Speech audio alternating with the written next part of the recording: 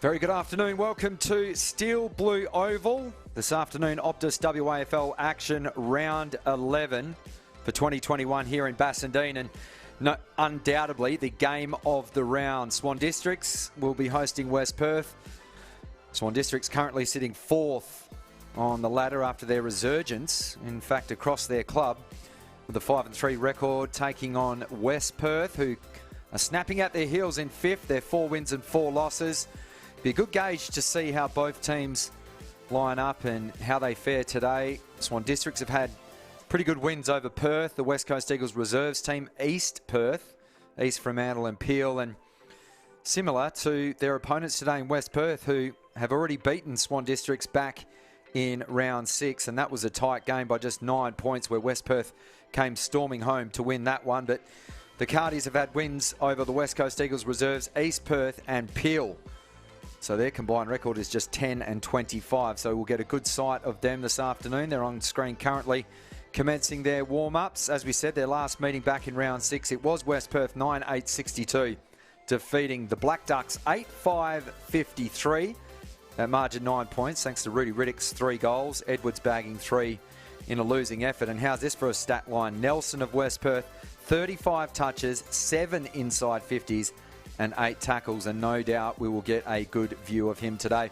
No AFL football in Perth this weekend, and bright bathing sunshine at the moment, and the fans are starting to make their way in. A big bouncy castle and slip and slides and all sorts happening at Bassendean. If you're in the area, get down and have a look at some wonderful OPTUS WAFL football. As the players get ready, we will throw to our first commercial break. When we come back, I'll welcome my co-commentator Luke Worthington. We'll run our eye over both teams. This is round 11, OPTUS WAFL action. Don't go anywhere. We'll be right back.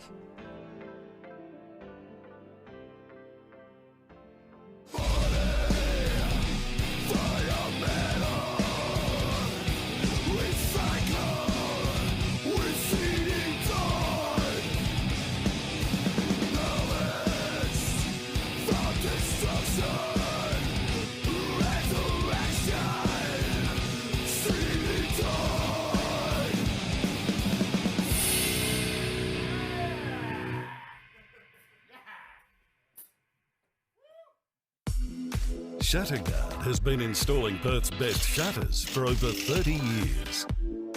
With no advertising signs on your front lawn and no sales gimmicks, visit shutterguard.com.au.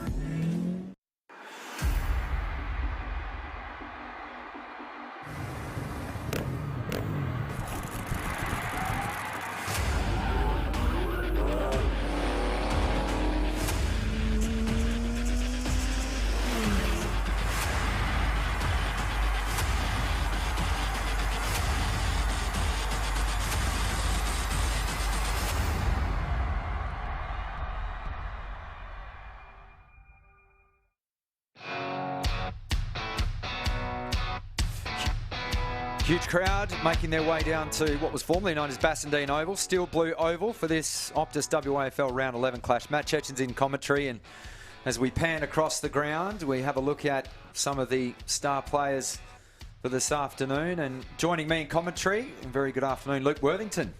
G'day, Matt. Good to be here. Sunny day at Bassendean Oval, going to be a big turnout, and undoubtedly, like you said, the game of the round this week. So Swan Districts wins over Perth, West Coast reserves, which everyone's defeated so far this year. As we have a look at their lineup, and a couple of interesting players there. We've got Jesse Turner out in the wing. We know that he sort of made the headlines earlier in the season, but Noble has been a handy addition in the forward line. He's had a good season so far. Teams play similar game styles. They're balanced with their kick to handball ratio. Swan Districts are a slightly better tackling team, and that's on the back of Frank Anderson's work. He is number 1 in the competition for laying tackle, so he'll be starting under the nose there of Galt, and then also Sam Fisher, who's just a prolific ball winner and last year's Sandover medalist. Yeah, Fisher been incredibly solid this year. Had a great game last week, 26 disposals. He's kicked 6 goals, 2 on the season as well, so dead-eye kicking from the middle. So let's have a look at the West Perth lineups, thanks to CD Dodd. And Tyler Keitel, the one that everyone will be having their eyes on. He was the Bernie Naylor medalist back in 2018 and currently leads the goal kicking this year. And he's going to be a key feature in that forward line, you would suggest. And he's only just overtaken the second highest goal kicker in the league, Keegan Knott, who's going to be lining up with him, one of the better small forwards in the league. Their coach, Jeff Valentine, came out and told the West Australian that he thinks he is the best small forward in the league. So a lot of praise for him, and Keitel's gone ahead and overtaken him. 26 goals, 10 on the year to Knott's 23 goals, 6. Interestingly about West Perth, they've got the league's fewest hit-outs, and there's that man on screen, Tyler Keitel. 26 goals he's kicked so far in the Optus WAFL season for 2021. He kicked 8 goals against East Perth 2 weeks ago from just 14 disposals and 8 marks. He missed the round 6 game against Swan Districts at home up at Arena Joondalup, but in a game where Nelson had 35 touches and 7 inside 50, so they've got such a dynamic forward line to West Perth. And we want to run our eye over Frank Anderson. There he is, the number 6. Formerly of the Northern Blues in Victoria. It's his 17th game for the team in black and white, and so far this season, Luke, 27 disposals he averages, and I may have given him a bit of a rev up before. He's actually second in the competition for tackles, but look, he had a wonderful performance back in round 6 with 29 touches, 9 tackles and a goal. He's been immense for them all season, like you said, 27 disposal averages, kicked 3 goals, 3 on the season as well, so handy all over the park.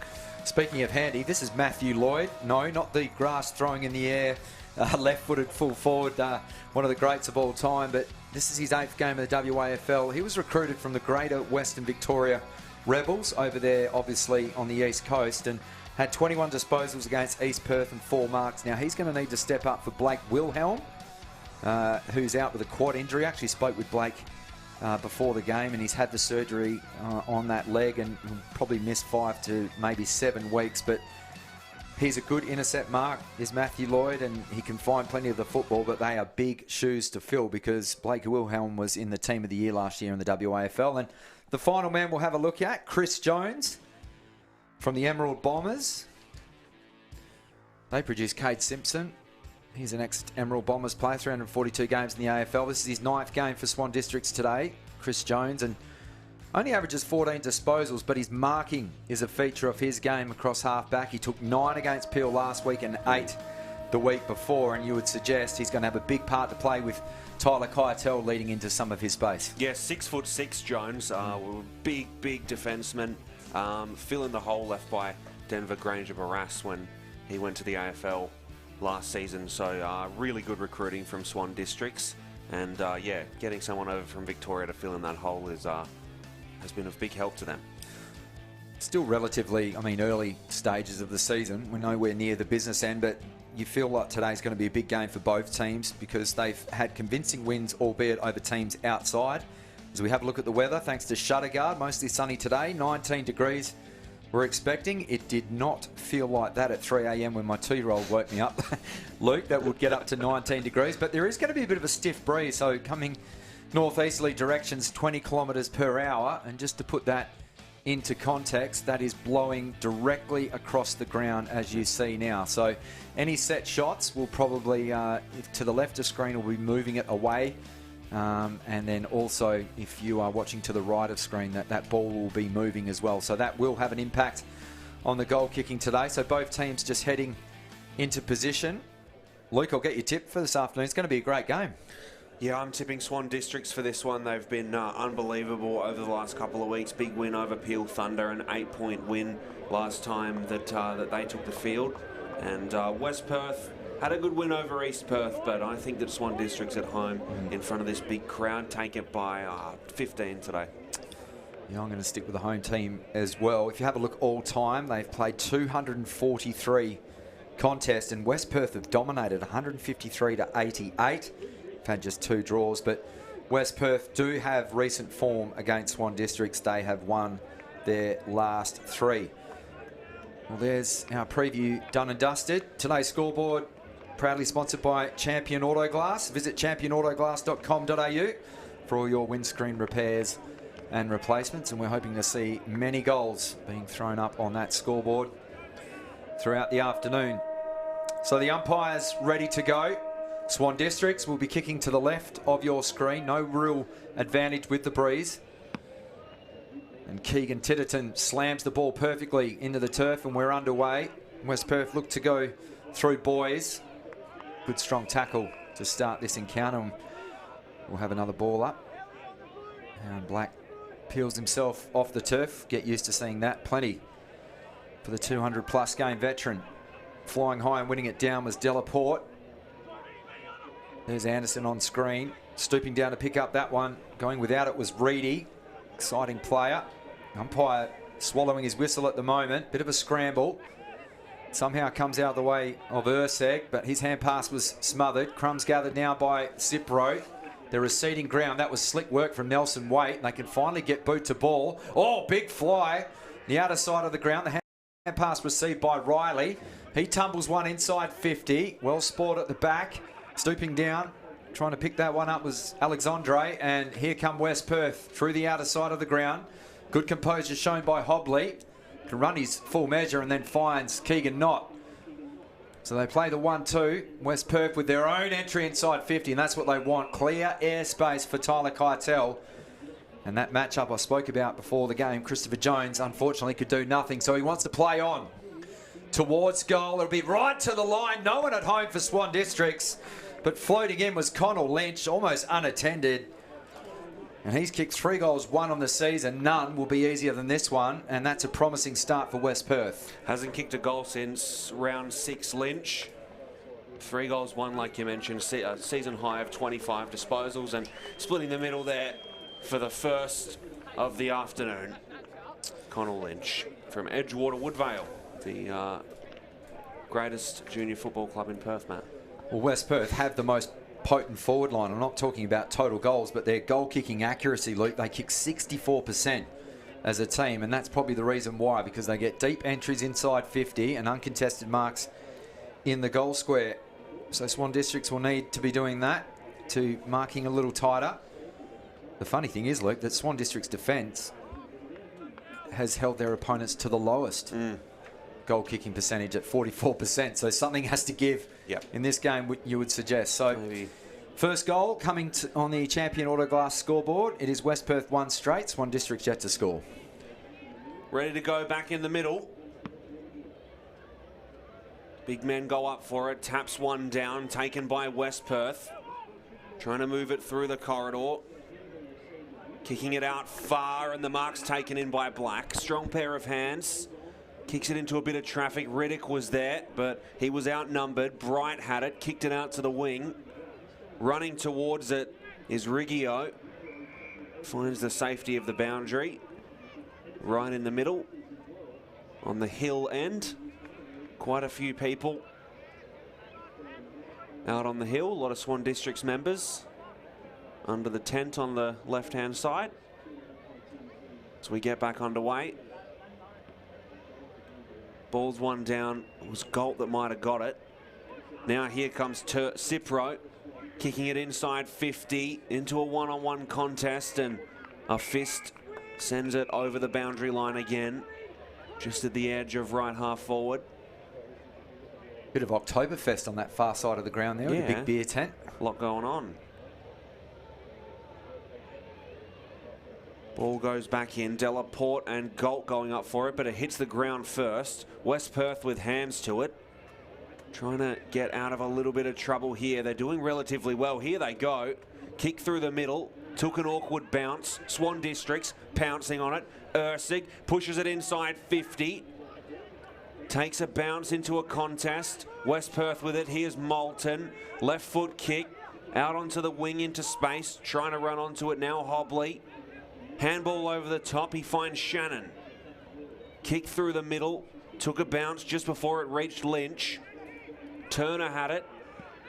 Booting it inside 50 now on the turnover. Swan Districts, and a strong mark is taken by Wilson and pushed inside 50. And it looks like he's going to back himself from here. Yeah, Jesse Palmer. He's kicked 20 goals, 16, Luke. So just going a touch over 50% on the season. But West Perth have done well to push him further out towards that boundary line. So just over 50-50, and from a tough angle, it goes through the left sticks. The kick from Jesse Palmer, moving to 20 goals, 17 now on the season. So both teams keen to use the outer boundary line, using the full width of steel blue oval. And not much is happening through the middle either, Matt. Mark taken by Gordonen. He wants to move it on quickly. Onto the chest now of Pecoraro. Black already up to 4 touches in this term. Big pack of players. No mark can be taken cleanly. Knots in on the scene. They link up by hand. Wait, receding ground. They kick around the corner. A little blindly in the end, and no, a bit of friendly fire.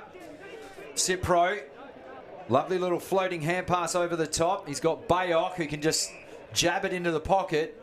And there's 2 loose in the middle of the ground, so West Perth was scrambling after that turnover and couldn't get back in time. And another. It's Jesse Turner. Chance, yeah, and we know how aggressive he can be at the football. So a good chance for Swan Districts to lead for the first time in the afternoon. Jesse Turner's kicked 1-1 on the season. Goes by left boot, and that is skinny. Missing to the left-hand side, and not even a stiff breeze could push that one back. It was ugly the minute it left his left boot. West Perth dodging a couple of early bullets. Champion Autoglass scoreboard has Swan Districts 0-2 and West Perth 1 straight. They bring it back in through the hands of the intended target and Pecoraro. He does well to wrap up his opponent and forces another stoppage right on the edge of the attacking square for Swan Districts. 4th playing 5th. If you just joined us, Matt Chechens and Luke Worthington bringing all the action. That could almost be a dangerous tackle, and it is. So advantage paid. Running away with it is Chris Shannon. He can go into a 2-on-2. Bit of an errant kick in the end, but Keitel did well. Knocked it down towards Knott. He tries to soccer it in front of him. Swan District's defenders get back in numbers. They go again. That's a fantastic tackle laid by Urseg. Ball somehow jars loose. Keitel's shot for goal was smothered. And Swan Districts now the chance to rebound outside of defensive 50. So pushing it back inside 50, and the intercept mark's taken. Swan Districts could get numbers here. It's Reedy working around under a little bit of pressure, pushes it into the middle. Took a bounce. Mark won't be paid. Over the top now, taken in by Beck. Beck kicking it inside 50, and there he is, all alone. Warwick Wilson with the overhead mark. Well done, Matt Riggio, because that kick came into him almost at the bullseyes in the middle of the ground, Luke, and it bounced around his shins, but the experienced campaigner, you know, he spent a fair bit of time on the North Melbourne Kangaroos list, but he just showed good composure, and they get that clean entry inside 50. So here's Wilson for Swan Districts, first of the afternoon, almost directly in front, and that is enough to get the home crowd going. 1 goal to 8 Swan Districts, leading West Perth. 1 goal, zip 6. It's recruited from Clontarf. Shout out to Troy Hayter, who's the principal at Clontarf there in Wilson, in the south of Perth, doing fantastic work.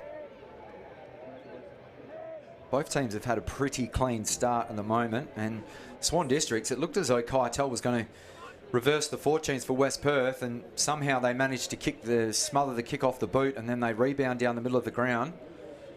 And a couple of bold decisions pays off, because, Luke, we've seen the early stages of the game, the ball's been really sucked towards both wings. Yep. And then when one team decides to roll the dice, they give it to Matt Riggio, and then they're away through the middle of the ground. Absolutely.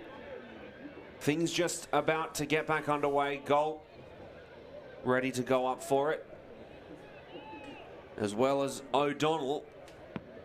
He'll be helping out in the ruck today. Tap goes down. West Perth crumbing it. Tried to get it out of there. Big tackle. Yeah, well was done, wrapped Fisher. up by Fisher. Ball goes inside 50. West Perth trying to move it out of there in a 2-on-2 contest. Kick goes tunneling along the ground. Ball's taken in by Hobley. Oh, that was out. Might have been, as it's kicked over the top to Pearce, who's going to slow things down. What are we going to see West Perth do here? Is it the safety of the wings they go for? No, trying to get it through the middle, finding Moulton. And Moulton looking to switch here. and get a jump on Swan Districts as it goes to the far wing. It's taken in by Lloyd, who we spoke about pre-game, from Horsham in Victoria. Now on the far wing, West Perth still slowing things down slightly. Kick goes into a strong pair of hands. The mark's taken in by Alexandre. And the referee, the umpire just blowing his whistle. So it's going to be a free kick in favour of West Perth. Yeah, in fact, it's going to be 50 as well. So first bit of ill discipline from Swan Districts. They're actually the best disciplined team in the competition, Luke. They've given away the fewest free kicks. But a little slip there results in what was going to be a chance to get numbers behind the ball, now resulting in a set shot for goal. So Alexandre, 2 goals, 1 on the season. The 23-year-old from the Quins Junior Football Club. About 30 out. And that's no problem for him. 1 goal, 2-8. Swan Districts now trail West Perth. 2 goals, 0-12. Matt Churchins. We're seeing both teams polishing off some good work, but again, just a little bit of ill discipline results in that. So Swan Districts and head coach Adam Pickering will not be happy with that at all. They play very similar game styles, both these teams. They're not handball or kick heavy. They like to mix it up, but don't want to sound like a broken record, but when they do go through the middle of the ground, West Perth, that is proving to be their best avenue to goal at the moment. So a bit like a tennis match at the moment, going goal for goal. 2 goals kicked to the right of your screen. They're 2 straight. Champion Auto Glass scoreboard. Can Swan Districts reply? Bayok applying the pressure. They kick up towards Black. Pitches in front of him. Running into a heavy tackle was Aidan Clark, taken too high by Black. And the cavalry arrive, bit of push and shove. Mitchell Pearce won't take a backward step. And Black staying down at the mark at the moment, maybe just trying to milk it, a reversal of the free kick, but it won't happen. So the long sleeves and the Malay, Aidan Clark, be easy to spot today, but that was a shocking kick. Down the line, Riggio wins it. Out to Turner. His spearing ball inside 50. Is that going to be paid? It won't be this time to Thomas Edwards. They call play on. Man that can just run on and punch it through. He had a vacant square. So the immediate response for Swan Districts, Jesse Palmer gets his 21st of the season. And that mark was almost paid to Thomas Edwards. He had 2 bites of it, but then somehow the ball squirted out favourably. And Jesse Palmer, and let's give him credit. I mean, I know he's just kicked it from the goal square, but he's run, had a good 20-metre sprint, showed a clean pair of heels, and managed to jab the ball home. So 2 goals apiece. Breeze now stiffening towards the right of screen now, towards that far pocket. So Breeze just changing slightly, and it's going to get up to gusts of 20 kilometres an hour. So doesn't matter when you're kicking them from point blank range, that's for sure. So Curtis Snadden about to put the ball back to turf. Jordan Fry. Our field umpires today. The standard of umpiring this season has been exceptional. The Optus WAFL season. Look at that perfect bounce. Big fly. Fisher immediately set upon and no prior opportunity. Champion Auto Glass scoreboard has the Black Ducks out by 2. Visit championautoglass.com.au for all your windscreen repairs and replacements. Here comes West Perth back inside 50. Bit of an awkward spinning ball. Brilliantly done. They can just bust through traffic. They kick up towards the kickoff line and disciplined defending. And slapped over for a minor score. Must have only just scraped in. That's the first blemish for the Cardis. Score, 1 point the margin. Kick goes straight into the hands of Cipro, who's going to hold on to it for a little bit. He's been busy early. He has. Sitting second in disposals for Swan Districts at the moment on the live score sheet. Moulton nearly took it in. Manages to get it on the second effort. got wrapped up in a tackle. He's been holding onto the footy for a little bit, but gets it out of there. Edge of the centre square. West Perth look like they're going to run onto it. Black had it. Now Lloyd stabbing it out into the hands of Nelson. Nelson kicked it into right half forward for Alexandre, who flicks it across. And a beautiful play there by West Perth, taken in by Thomas O'Donnell, who's going to have a set shot from a very slight angle, about 20 metres out the mark, maybe even less. O'Donnell, 3 goals, 1 on the season. Best game for disposals came against Swan Districts the other week. So he has been good against this side. And the high kick is straight through the middle. And West Perth take the lead one more time. 2 goals, 2-14. Swan Districts trailing West Perth 3 goals, 1-19 on the Champion Auto Glass scoreboard. And we can see the CD Dodd replay here. Slow run in, beautiful high kick. Got a lot of air on it, cleared the top of the goalposts from short distance out. Thanks for joining us. Thanks again to CD Dodd, Front Row Screens. Wonderful supporters of local sport around WA, motorsport, ice hockey, you name it, they do it. Champion Auto Glass scoreboard, the lead wrestled back by West Perth. Give a shout out to Jeff Wynn, says let's go Swannies, let's go.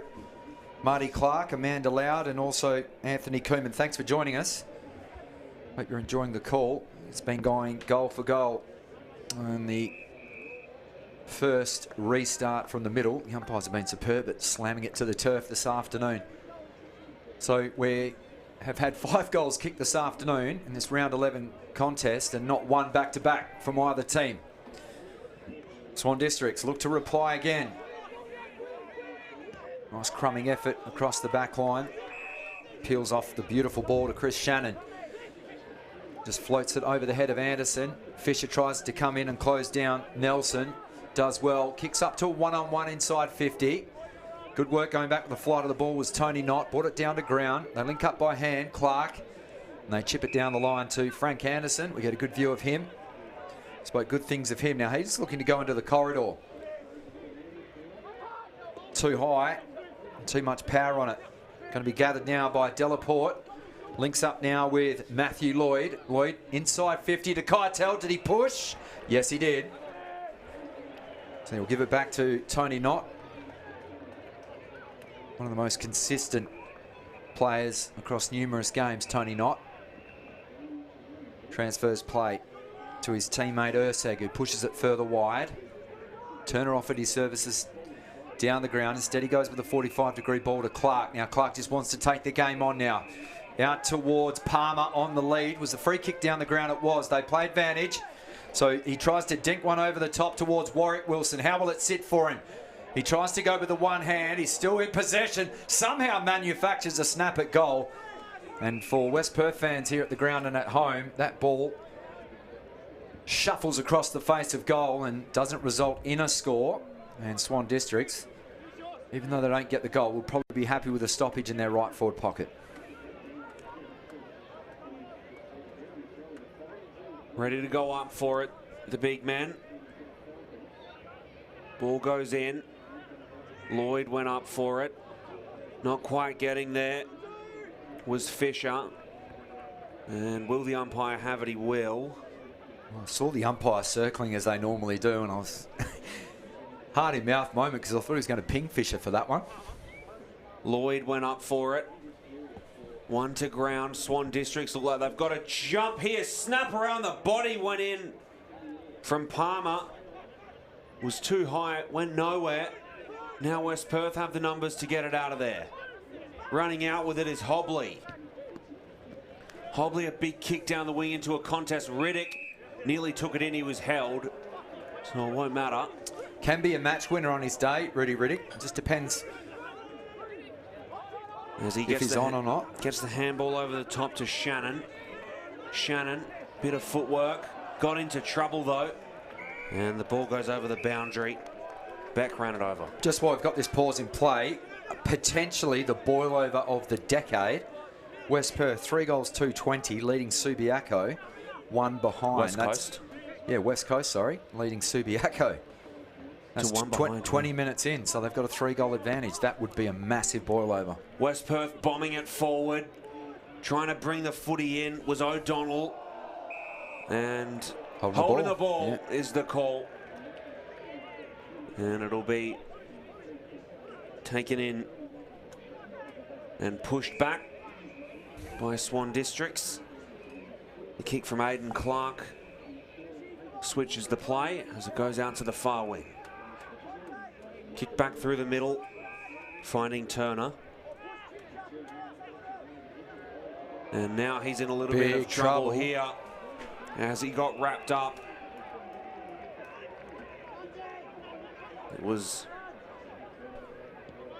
Murray with the tackle as the ball gets kicked in and soccered towards goal. Could it be on here? No, it just goes wide to the right-hand side. He's an absolute live wire and a spark in that forward line, Keegan Knott. We've seen some absolutely ridiculous goals. I'm pretty sure he won the goal of the season for one of maybe 2 or 3 contenders that he had last season. So such a great foil up there with Keitel. Tristan Hobley's having a fantastic opening term. 9 disposals, leading all comers on the ground, and Jesse Palmer has 5, leading Swan Districts. So they look to bring it out of defence, looking for the target here in Galt, the big man, and it just floated out of bounds on the full. Galt wanted to get on with it. The umpire's going to make the right decision and bring it back and not award the 50. So Delaporte, well-weighted ball to the ball magnet, Black. Plenty of action in this forward pocket. That's where he looks. And decisively spiked over the line by Chris Jones. He's done okay. Couldn't do anything about a couple of early marks to Tyler Keitel, but he forces the stoppage there. 22 minutes have elapsed. Just 1 goal to margin on the Champion Auto Glass scoreboard, thanks to Front Row Screens and CD Dot. Bayok went through his hands. Is that a high shot there, or did he duck Connell Lynch? Too high, says the umpire, so they catch a break, the Cardinals. And you would suggest a very gettable opportunity. Connell Lynch kicked the first of the afternoon and a chance to kick his second. Become the first multiple goal kicker, rather. Not sure if it was Bayok, the man that infringed, but he's found himself on the mark. He's kicked 4 goals, 1 throughout the 2021 season, and you can make that 5. Just hooked left at the end there. The kick, and a great goal there by Lynch. Hadn't kicked a goal in over a month until about 15 minutes ago, and there he is for his second of the day, Connell Lynch. So a big day possibly ahead for him. West Perth increasing their lead to 2 goals now. And he had a bit to say too. I think there's some some of the locals there in the right forward pocket over the fence, but he was letting his emotions be told. So 2 goals for Connell Lynch. Thomas O'Donnell with the other goal, and also Alexandre for West Perth. Jesse Palmer and Warwick Wilson, the other goal kickers in this match for Swan Districts. As we approach quarter time, breeze picking up now, blowing straight across the ground.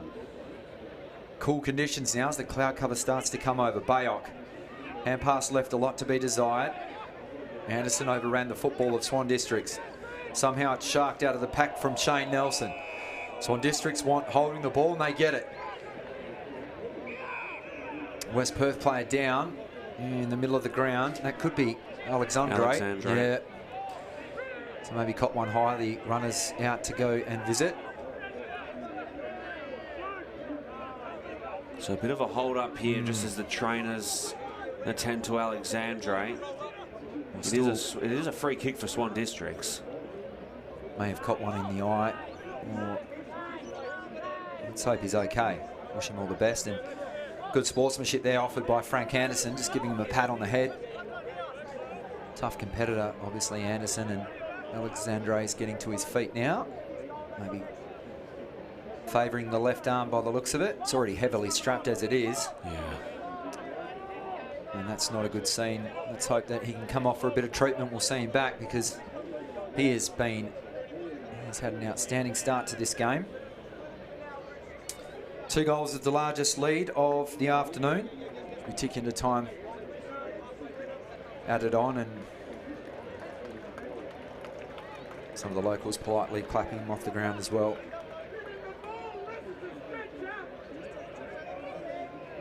So West Perth, with a win today, move to 5-4 on the season and start trending upwards.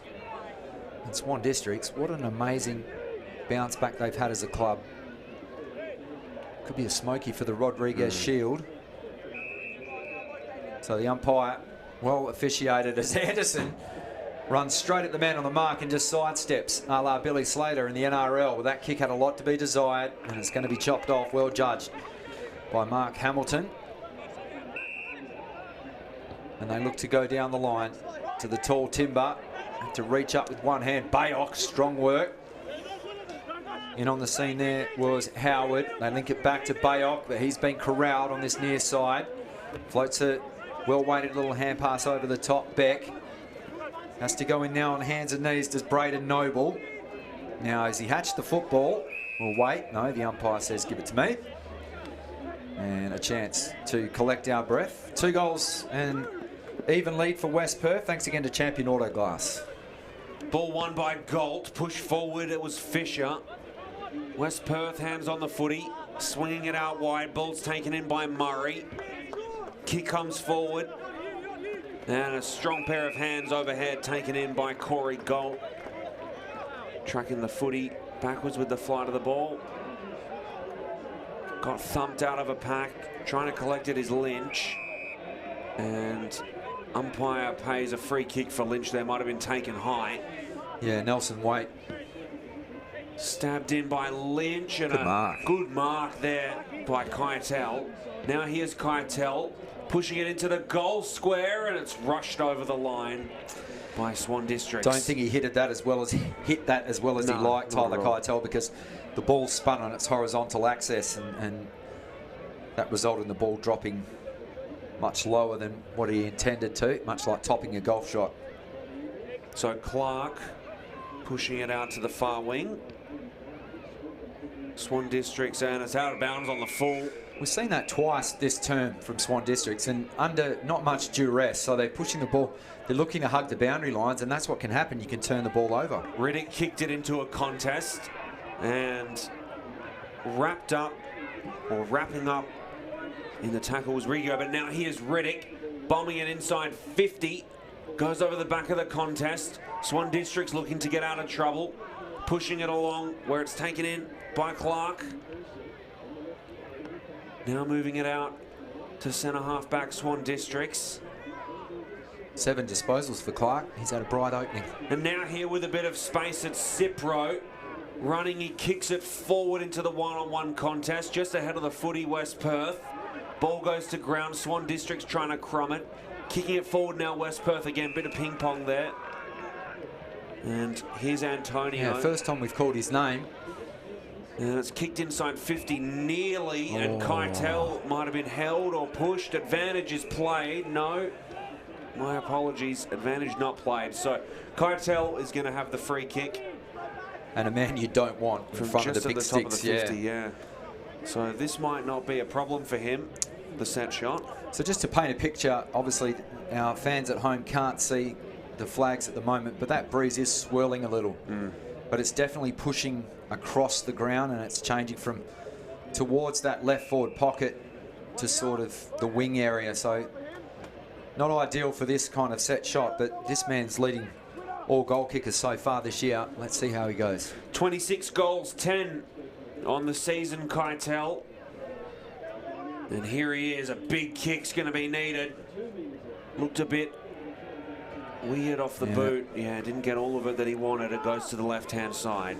We kicked that one like he was kicking a pillow. In the end, it just didn't really float the way it wanted. So he's had a couple of looks. I think Chris Jones has done a pretty good job on him at this stage, keeping him goalless, but it is West Perth with just over a 14-point lead. So the ball cleared to the outer side, but again, West Perth with numbers. Swan Districts have been hemmed back in their own half at the moment. Now the West Perth player lost his feet, and the umpire says push in the back. So he had a better view than us, did Jordan Fry, and he's going to be awarding the free kick to West Perth. And Nelson Waite, who's given away a couple of free kicks already in this first term, shaking his head in disgust. Just pops it up. Ball brought down to ground level. Black got sort of spat out the back of the contest. Hand pass received by Cipro to Bayok. They clear their defensive 50 arc. Is this a better kick this time? Not. Landing into the hands of Wilson. He lost his feet and runs out of tarmac, so we'll have another ball in. 30.5 minutes played. We have had an earlier injury, and I'm just checking down on the West Perth bench as Keegan Knott makes his way off the ground. Yet to really impact the game, but he only needs a couple of moments. Tony Knott comes back on the Swan Districts also. Matt Chechens and Luke Worthington here on behalf of Front Row Screens. Ball gets ricocheted around. West Perth have been good in this area today, just able to get a bit of clean possession at the back of packs, and look at that vision. So maybe one last roll of the dice. Antonio's lead was ignored. Instead, he just drills it to Riddick. Riddick knows that time is of the essence, so he looks for Keitel in the pocket. Well done, Rudy Riddick. And will it be a kick after the siren? Yeah, by well, Keitel? sometimes you see players play on there and then they murder the football, butcher the football, but that was superb from Rudy Riddick. And I mentioned it earlier, you called that perfectly, Luke Worthington. So Keitel with his third opportunity. He actually had his first opportunity from this angle earlier in the term. So the lead is at 14 points. That's the largest it's been all afternoon. He'll be kicking right into the teeth of the breeze at the moment. Plenty of players getting back on the goal line. Will it be third time lucky for the former Bernie Naylor medalist? Not this time, just missing. So Swan Districts, after a bright opening, find themselves 15 points behind. And that was a long term, 31.5 minutes. Alexandre has been taken from the ground. We hope that he's okay. Otherwise, West Perth will be one light on the bench. But a highly entertaining game as the numerous fans. There is a big crowd here today at Steel Blue Oval. Festival type atmosphere. Witnessing a pretty good game, which is the game of the round. Quarter time here at Steel Blue Oval. It is the West Perth Falcons by 15 points. When we return, we'll go through all of the numbers of this first term and find out what both teams need to do in this second term. We'll be right back.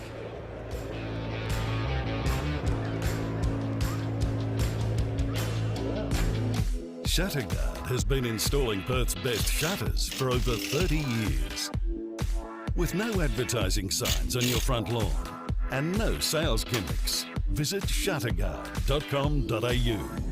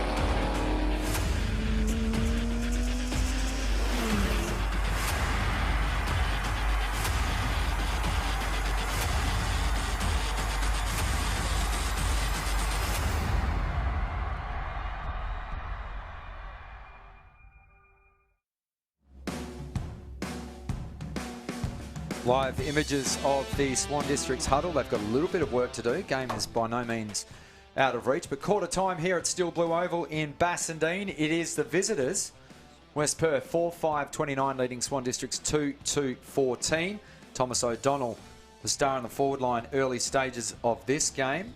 2 goals for West Perth in a game that seesawed through the first 3 quarters of that first term before West Perth had more cleaner ball. As we have a look at some of our highlights thanks to CD Dodd. And Swan Districts early, that was a fantastic attempt out on that outer side. But then West Perth started to gather, and they used the ball pretty effectively. Keevan not getting on the end of one of those. And one of the prodigious ball winners for West Perth in that first term, Luke Worthington, is Hobley. He's got 9 touches. And then for Swan District, Cipro and Turner with 7 disposals each. Now that was drilled into the forward line. You're not going to get an easier start to a game than that for Connell Lynch. No, and he punched through the first goal of the afternoon from point blank range, and that's a rare sight that we've seen early stages from Swan Districts, because I mean they managed to restrict teams that they played against this year to just 44% goal kicking accuracy, and that can obviously be a number of factors in, but predominantly it's not allowing deep forward 50 entries. Yep. And have a look at the vision there, just displayed by Jesse Palmer, who's been fantastic in the early stages, setting up their first goal. Warwick Wilson getting one as well. And this is the part of the term, Luke Worthington, where the game was seesawing before West Perth asserted a bit more dominance in that latter stages of the term. Yeah, you can see it if you look at the worm graph on the Waffle app. It was seesawing very early, and then you see right about halfway through that term, West Perth take off with it. What I really liked from West Perth that term, multiple inside 50 kickers, Alexandre, Keitel, Nelson and Riddick, all with 2 inside 50s each, and they had another 6 players all with an inside 50, so they count 14-9 at the moment. They're also leading the tackle count by 2 despite having more of the footy, so that's really positive signs for West Perth. They're getting the footy, and when they don't have it, they're charging after it. Yeah, and that's a great observation, Luke, but also with their balanced style of game, and Swan District's game almost mirrors that, is West Perth's dominating the ball in the air, 24-16 mark. So we've seen them be able to change gears throughout that term. We saw when they put their foot down, they moved the ball through the corridor, got it forward quickly. But then other times they're willing across between half back and half forward to just chip around, peel off 45-degree kicks and play that kick mark game. So it's a good thing for West Perth to be able to have different facets to their game, whereas with Swan Districts, it was unfortunately, a bit one-dimensional. For them, we've seen them go at one pace, and that's playing on through the middle, rather playing on, but hugging the boundary lines on both sides of the ground. And they've turned up the ball over a couple of times needlessly coming out of half-back, just purely because they're looking down the line as their first option. And with this difficult breeze at the moment, it's much like the golfers in the US Open, they're finding the rough, kicking it out of bounds on the full just because of the breezy conditions. Maybe the rough here isn't going to be as thick as the one of the US Open.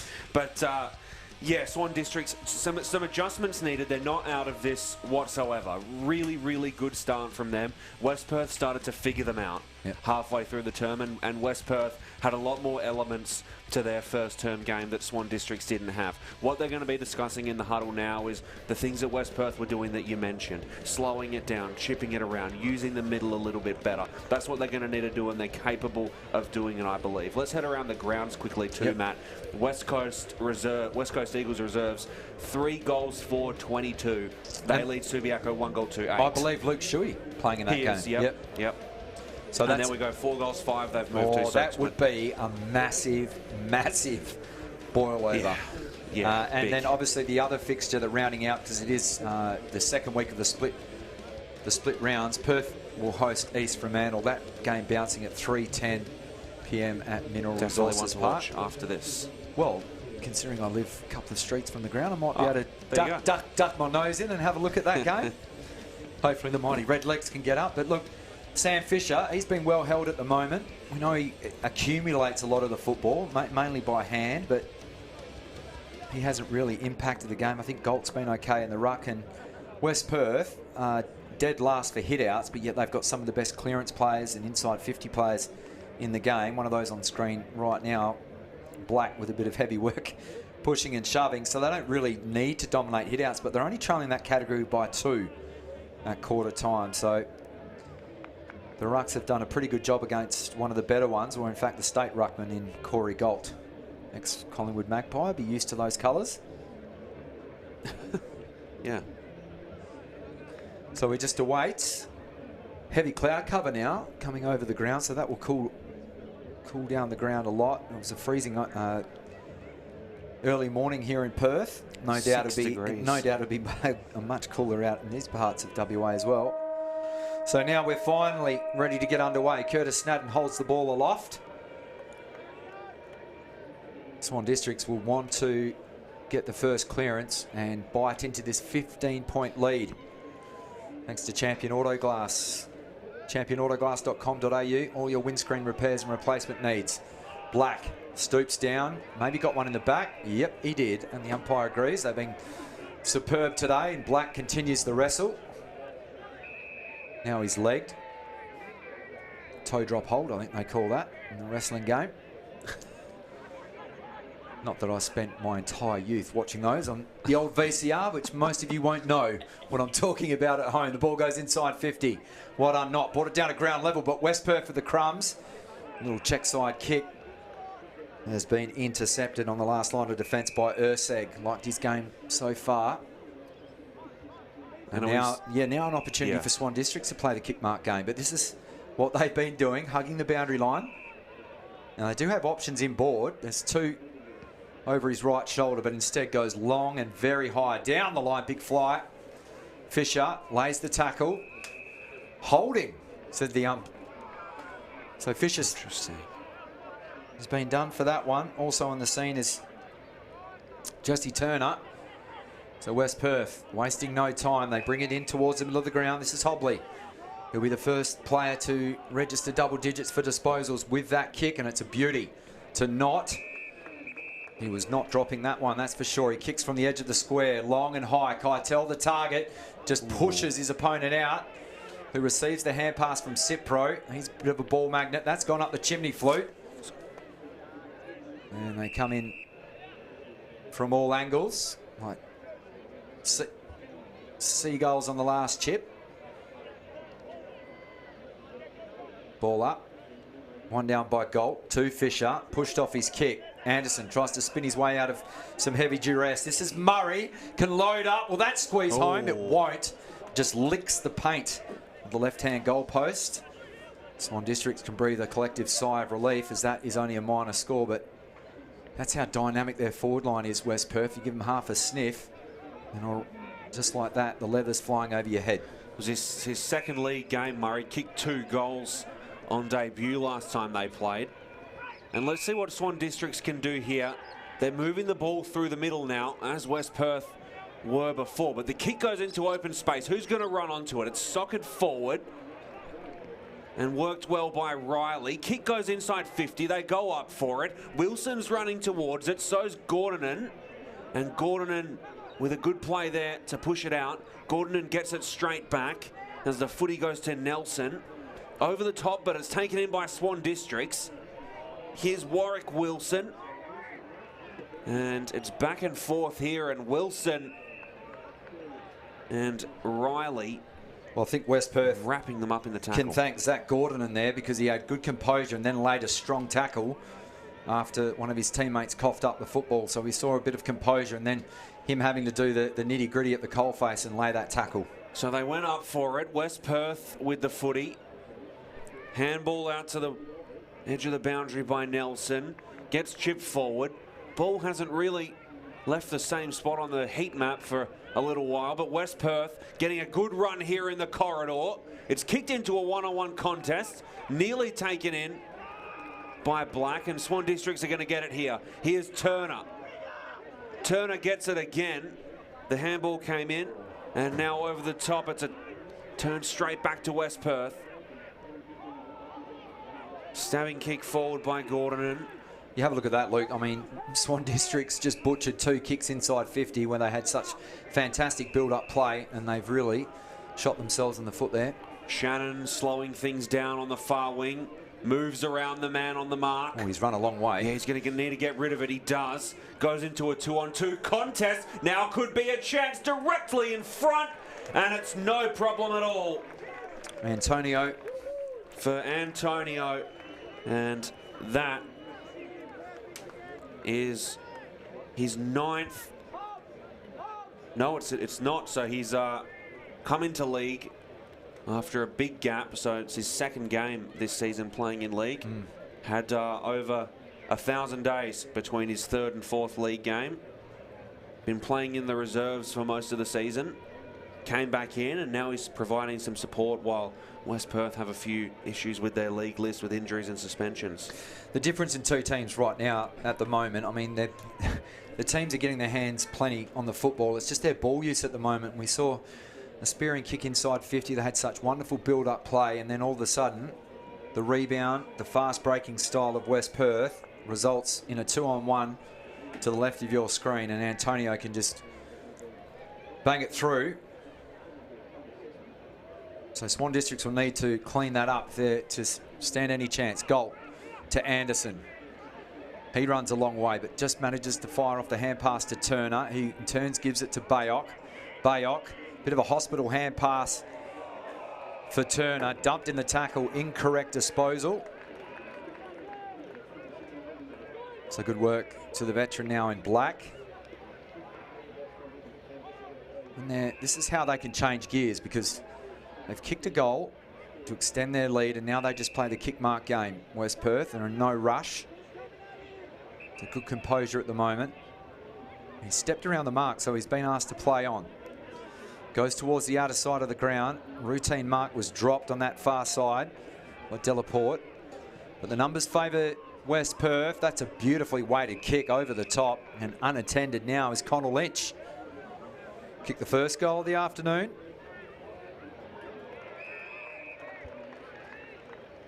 And he turns that one over, so they bring it back in towards the middle now. This is Anthony Stevens. Back to his own goal, to Bayok. Probably been one of the brighter lights at the moment to the team that's trailing currently on the Champion Auto Glass scoreboard. Risky kick, kicking across the goals like that, but he knew what he was doing the whole time. Jackson Beck. We've seen a lot of these kicks come down the line this afternoon. Used his allotted time. He's still looking inboard. Was closed down on the mark by Dean Munns. Kicks up towards the broadcast wing. Going with one hand there was Moulton, and that ball is out of play. We'll have a boundary throw in right under our nostrils here on the broadcast wing. 22 points the margin, thanks to Champion Auto Glass. Swan Districts in need of something here. Trailing by 22. Galt gets the hand pass out to Bayok, taken in by Fisher. Handball nearly went out. Over the top, it's taken in by Nelson. Now with the footy, it's Pearce. It was taken into the contest by Bright, pushed out of there over the top. It's Munns. He found Nelson. Nelson the kick inside. It's turned over in the corridor. Aiden Clark. Left foot kick in the direction of Edwards. Edwards having to run onto it, battling with Moulton. Thought Moulton might have pushed him, but he didn't. Goes out to the far wing with the handball. Kick over the top. Went in the direction of O'Donnell. Ball bounces out of there. Swan Districts looking to push it forward. And now here's Reedy on the far wing. Kick goes inside, and a big collision there. West Perth are going to get the better of it. Trying to work it out is Pearce. Pearce a kick that sprayed over the top of his teammate. Now Anderson kicks it to right half forward. Nearly went over the boundary line before it was taken in by Murray. Kick got out of there. It bounced through the hands of Ursig, and it's taken in by Riddick. Riddick with some good footwork, pushes the hand pass in front of Hobley, and now the kick goes over the top of Black. Taken in nicely by Stevens. Stevens kicking it out far. Ball takes an errant bounce. Here's Connell Lynch. Lynch with a right foot kick inside 50. Went over the top. Trying to run onto it is not, and the ball is kicked straight through the middle. West Perth extending their lead. And the goal there, kicked by Keitel, leading the Bernie Naylor medal. 27 goals on the year now for what has been a superb season for him. And him and Knott linking up there, the two leaders in the Bernie Naylor medal race. And we can see Knott here just slipping over. And it was taken in nicely by Keitel. Just some quick apologies from me. I said at quarter time that Thomas O'Donnell had kicked two. It was in fact Connell Lynch. So no, that was me. I'll wear that one. First error for the season. Oh yeah, of course. can hear Matt Williamson docking my pay as we speak.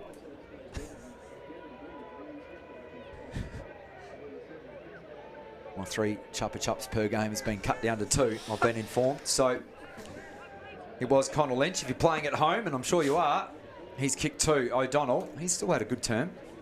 Anderson to Bayok. Bayok almost best on ground at the moment for Swan Districts. Barrels one into the forward line.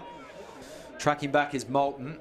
He's got plenty of room to manoeuvre. Is that going to fly over Anderson's head? He did well to get knuckles to it, but the ball bounced kindly. Antonio bounces off his chest. This is O'Donnell in towards the middle of the ground. Swan District's just getting outworked at the moment. He's got a passenger running through. He gets corralled. Good defensive work from Noble. Chips over the top. Leading the race there was Nathan Murray. Runs out of room. And if we can maybe get a wide angle of that crowd there, it is jam-packed there on the hill. We might call that the Munich area, Oktoberfest. There are a lot of locals there enjoying the afternoon's action. Remember, no AFL, so ball gets tossed back in. That was a shallow throw-in. Favoured goal. Now, is that ball going to stay in play? It won't. Out of bounds on the full. A chance for Swan Districts to gather their thoughts. Jesse Turner just kicked the 1 goal so far this season. 1-1.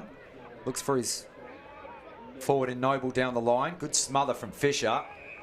That ball was about to be rebounded on that outer side, and he did well to just throw up the arms and block it, much like a goalkeeper. Our good colleague and Paul Persick still shaking his head with the Croatian display overnight in the Euro 2020s. Ball will come back in. Perfect throwing from the umpire. Goal. He's starting to win the hit-outs decisively. Fisher, that ball was too high for him. Kicked out towards the outer side. Connor Lynch runs out of room again. So, as you can have a look at that, Luke, have a look at the locals there enjoying what's been a pretty high-skilled game at the moment. 6-6-42 to 2-2-14. So that is the biggest lead of the afternoon, round 11. In the Optus WAFL season, 4th versus 5th. Is there an upset brewing at Leederville Oval also? Subiaco trailing the West Coast Eagles reserves. Umpire says push in the back, and he's going to bring it back. So Swan Districts will need to get back in numbers. West Perth almost having their way when they're coming forward. So Thomas Boys will take the free kick from Joondalup Kinross. And the West Perth special comments into the box to our right. Not happy with the ball movement. Fisher to Bayok. Back now to Fisher. Moves it by hand. Great tackle. Oh, he ran into a roadblock in Alexandre. So he's back onto the ground. That's good to see. Turner tries to push his way through. And I tell you what, you're not going to get a bigger blindside hit than what we just saw there through the middle of the ground. So ball up. Goal towards Cipro. Gang tackled. 2-on-1. He's not going to have a chance to dispose of the football. And just while we have a second, the fairy tale at Leederville Oval getting closed in on 3-5-23 Subiaco, 5-5-35 West Coast. So they are closing in a little bit, the Lions. So free kick, and this is called by the non-officiating umpire. So the umpire at centre half forward and Jordan Fry spotted a free kick. So that allows them to go inside 50. Could this be the reversal in their fortunes? Palmer dinks it over the top. They're trying to get numbers there. Is that correct disposal? Surely not. Great tackle, and it's going to be rewarded. So didn't give up on the play there, Braden Noble, who's kicked 8 goals, 1. And maybe thinking he had a bit more time than he had was Mark Hamilton, and he was slung. The ball slipped out of his grasp, and that is incorrect disposal. And without sounding like Captain Obvious, Luke Worthington, he needs to kick this to breathe a bit of life into this game. Thank you, Matt Churchins. 8 goals, 1. From Trinity Aquinas, Braden Noble. We'll get a good view of this one, and that is as straight as an arrow. That's some good kicking on the year for him to go to 9 goals, 1. So brings that margin back to 22 points, 14.5 minutes played Champion Auto Glass scoreboard. Visit championautoglass.com.au for all your windscreen repairs and replacements. As we get another look, thanks to CD Dodd. Front row screens and effectively a gimme there. Yep. From the free kick, but good to see your big tall forwards laying tackles, much like big JK does in the league above. That's what they're going to need, a big rebound here, Swan Districts. Down by 22 now after the goal.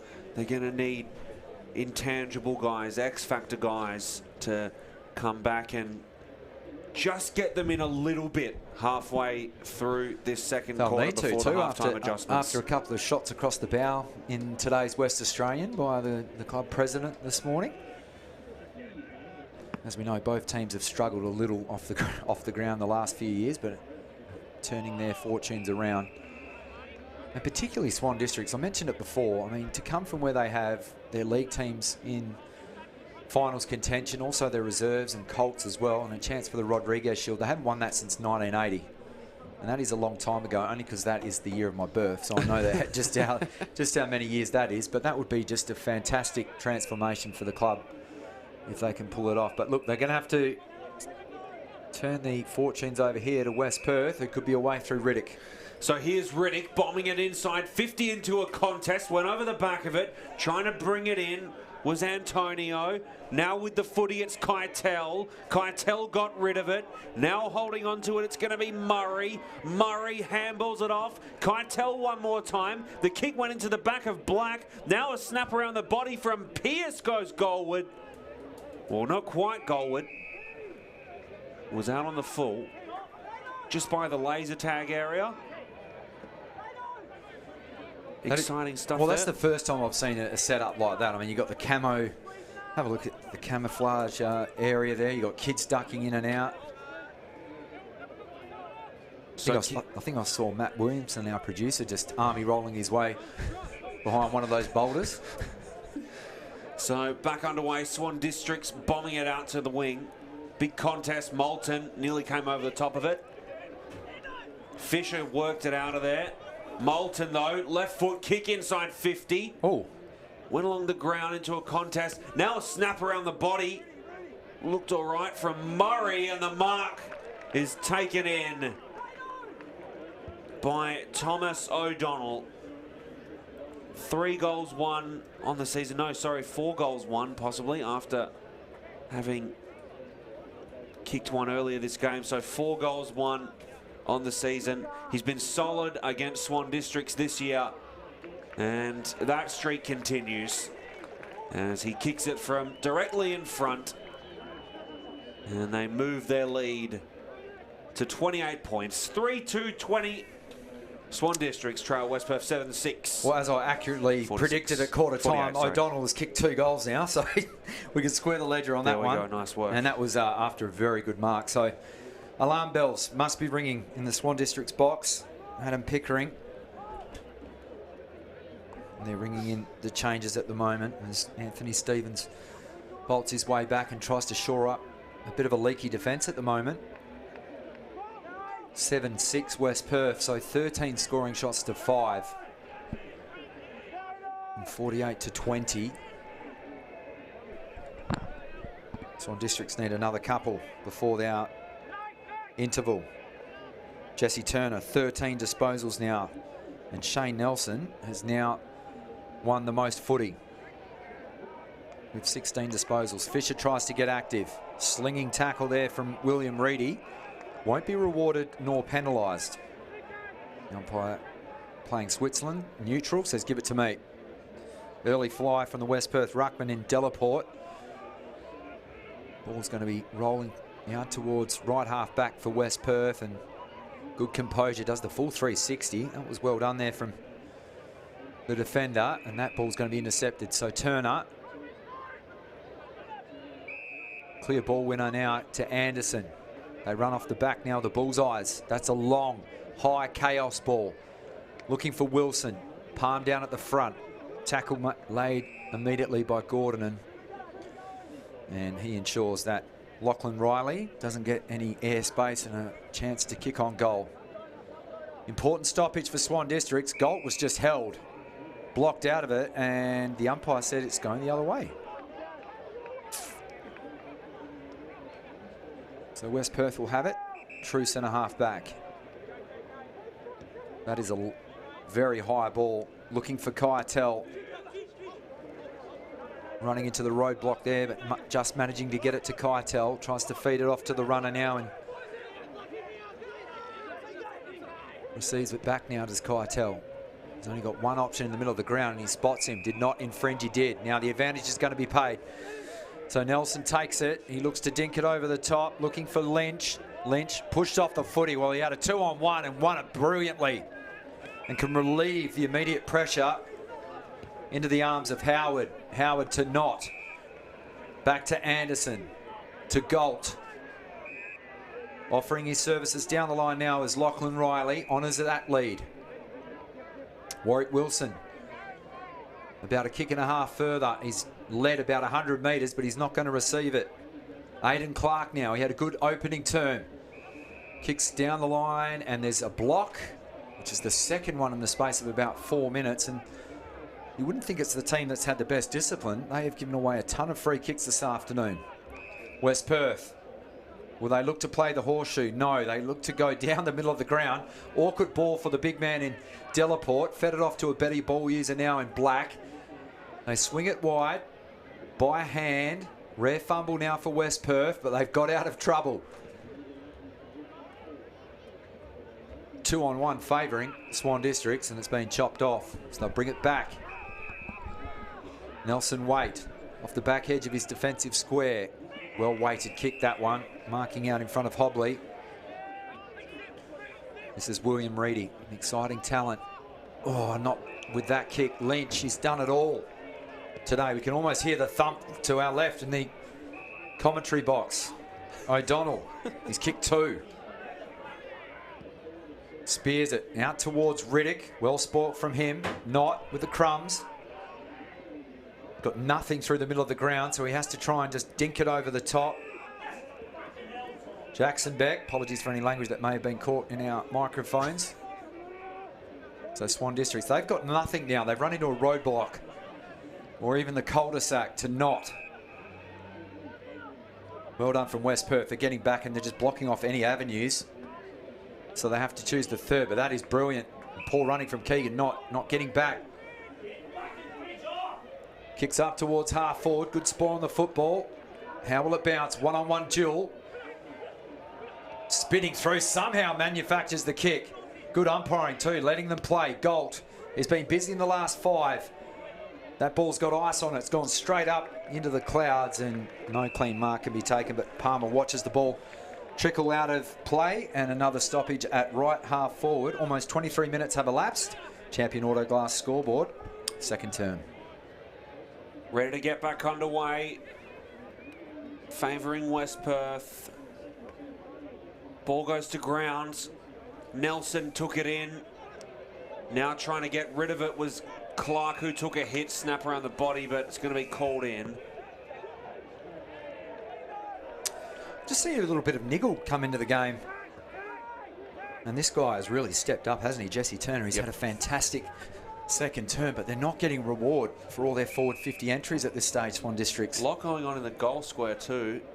Turner booting it in there, and they got a good lead there after a bit of argy-bargy in the goal square that proved unnecessary for West Perth. And the strong mark brought in by Jesse Palmer. So Jesse to Jesse, and he's going to have a kick right in front. Palmer, 21 goals, 17 on the season after he kicked one in the first, and that moves to 22. Swan Districts getting back in this one with not long to go in the second term. They now trail by 16 points, 4-2-20. They trail West Perth 4-2-26.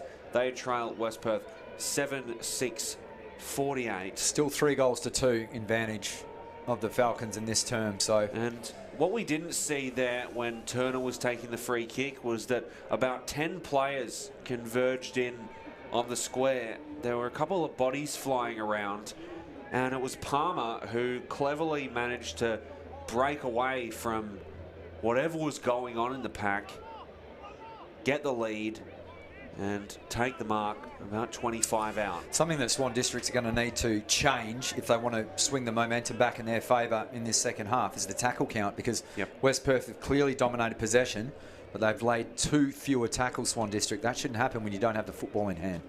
So back underway, Lloyd trying to boot it out of there. Running onto it is Turner. He's had a good second term. Trying to collect it now, Howard, pushing it inside 50. Taken in nicely. Oh, he's running out of options. And yes, he did almost run out of options, but it was Reedy. Sorry to interrupt, but Jesse Turner looks very poorly in the middle of the ground. He's down on his knees literally at the moment, holding somewhere in his lower body. So let's hope he's okay, because he's almost been best on ground. He looks to be favouring his right arm, his right forearm, but he's a tough hombre. Let's see if he's going to be all right. Not what they need. Swan Districts. Ball goes over the top of the pack, rolls out of bounds. Let's keep an eye on Jesse Turner. He's still favouring it, yeah. Could just be a stinger, which is effectively sort of a cork getting a sharp bit. Now he's making his way off the ground. For the sake of him and this game, we'd hope so. There he is there on our screen. Let's hope he's okay. It's been a lightning rod for them in this second term. Let's keep an eye on that one as they try and hand it out of the pack. West Perth with a snap around the body goes out on the full. Not even close there. So Swan District's going to bring it in now. Look, we had 6 goals kicked in the opening term. We've had 5 in this term, but it just seems as though it hasn't been as action-packed this term. It's been a lot more scrappy, but I'm sure Swan Districts will... I mean, you're not going to be happy trailing at half-time, but they've done well to sort of get back into it. And this man's played a prominent part in this term, along with Jesse Turner, is Corey Galt. So the mark is taken in by Keitel, playing a little bit high.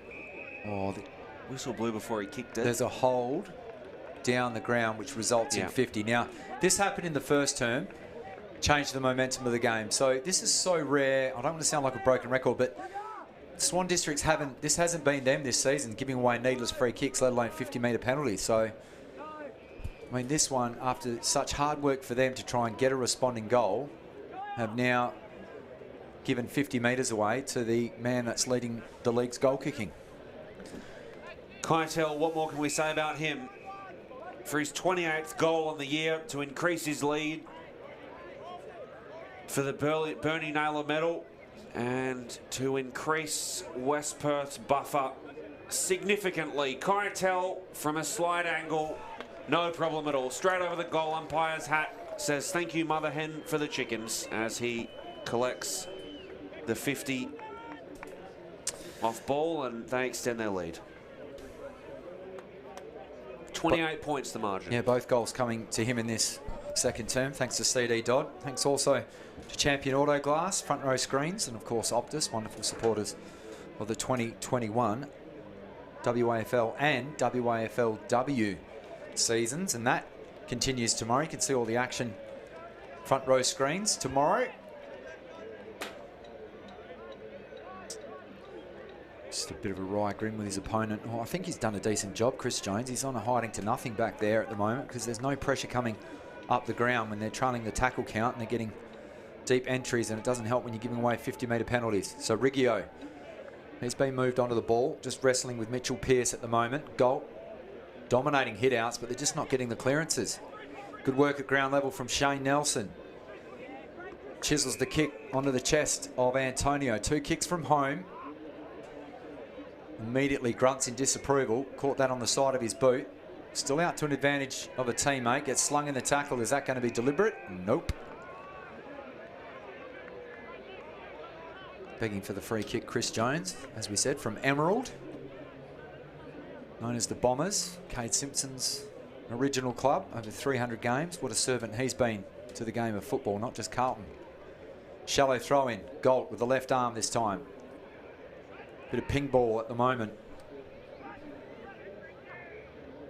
I would suggest maybe time for 1 or 2 last opportunities to score in this term. Not brilliantly. Held his ground for a small stature to Riddick. He would welcome the body contact. Have a look at the skills there, but he just lost his feet at the wrong time. West Perth still in the box seat. Was that legged? No, said the umpire. So Swan District's a chance to just settle things before half time. Frank Anderson. He could be a smoky for the Sandover. To Riggio. Sells Candy. Allows himself a bit of space to Cipro. Oh, he could have possibly marked with two hands. Fisher there. Jars the footy loose. Turner. They link up now. This is Riggio. Can kick from the bullseyes. Lovely ball to Bayok. Oh, that's probably his only error. That was a dead simple mark to take. Alexandre right on half time. Kicks out. And we have arrived at the main change. And West Perth started the game so brightly after the game seesawed early stages of the first term, but they opened up a 15-point margin to now lead by 28 points at the main break. It is Swan District's 4 goals to 26, trailing West Perth 8-6-54. We're not writing off Swan Districts, but Luke Worthington, it's fair to say that West Perth have been the classier team.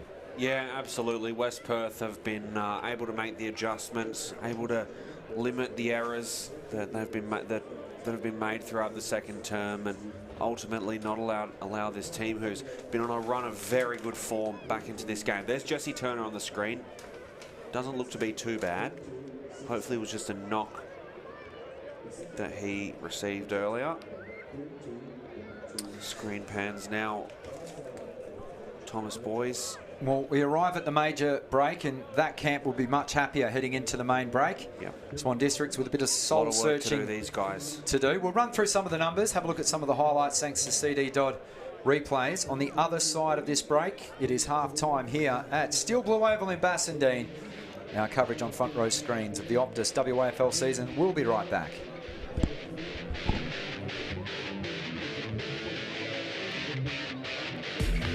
Shatterguard has been installing Perth's best shutters for over 30 years. With no advertising signs on your front lawn and no sales gimmicks, visit shatterguard.com.au.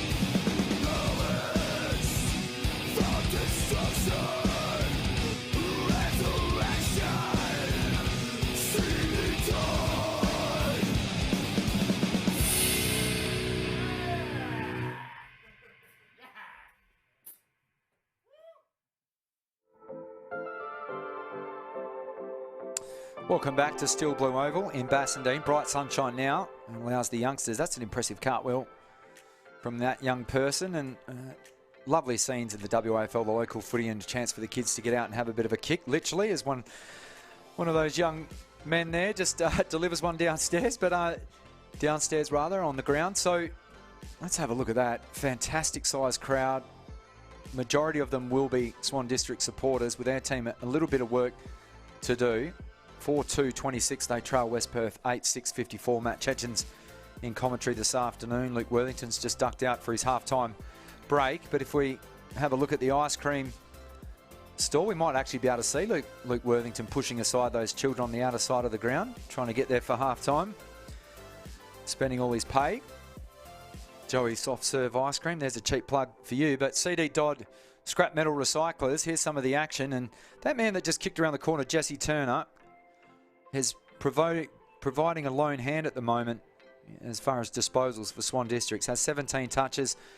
Frank the Tank Anderson with 16 touches and 4 tackles. We mentioned in pre-game. And Sam Fisher's quietly starting to accumulate, but it's been all red and blue at the moment. Shane Nelson, 21 disposals, 3 of those inside 50s for West Perth. Tristan Hobley, a bit of a quieter term. Connell Lynch, he's kicked 2 goals this afternoon. He's up to 13 touches. That was the first of the afternoon for that man. We can tell you the goal kickers currently at the main break. Tyler Keitel has kicked 2. All of those in the second term for West Perth. Connor Lynch has 2. Thomas O'Donnell also 2. So that 3-prong attack inside forward 50. Alexandre's kicked 1. You saw him cop a heavy knock. It's great to see him back out on the ground. Mitchell Antonio kicked 1 also for West Perth. And Jesse Palmer has kicked 2 goals. And that man on screen, Warwick Wilson, and also Braden Noble has kicked 1 as well. So 8 goals, 6 to 4-2. That's 6 scoring shots to 14. The hitouts have been absolutely dominated to half-time by Swan Districts. That category 22 to 9. But we know that West Perth have such clever clearance players, and also they use the football so cleanly. There's some vision of that now. And they've been deadly in front of the big sticks. O'Donnell's kicked 2. And Swan Districts did an admirable job early doors from, in particular, Christopher Jones locking down Tyler Keitel, but then he just got off the leash in that second term. Frank Anderson there on screen, and they faced an early barrage, as that was a free kick given up there by Tyler Keitel. But thanks to CD Dodd, Scrap Metal Recyclers. We can go quickly around the grounds now, and after we talked up the West Coast Eagles reserves outfit that could have, or could still potentially lay one of the biggest blows and upset wins so far in recent years, but they trail now Subiaco by 1 point. It was 3-3 to 1-2 a quarter time in favour of the Eagles reserves, and then a 4-goal-to-2 term has wrestled the lead back to Subiaco, and that's in the later stages of the second term there, so still all to play for. And a fast start at Mineral Resources Park for the Sharks.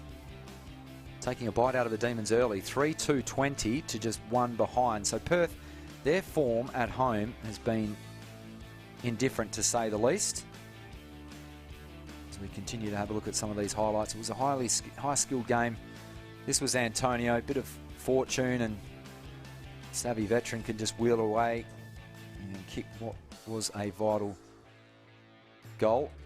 Breezy conditions allowed a lot of this throughout the first half. Shallow boundary throw-ins, and that was Fisher. I think Bayok has been pretty serviceable also for Swan Districts. We can go through some of the reserve scores just very quickly. It was Swan Districts defeating West Perth.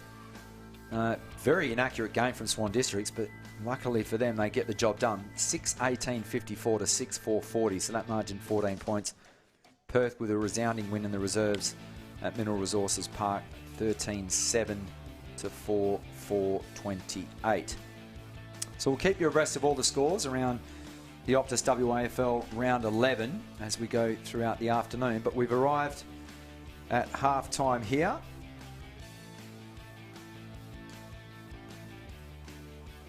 As we just finish going through some of our highlights of this second term.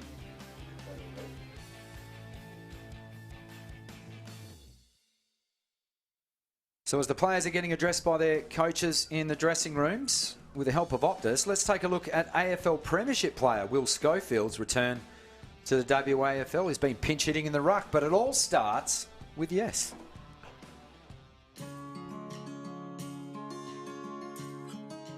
I started my career here in Western Australia. I played most of my first year at Peel.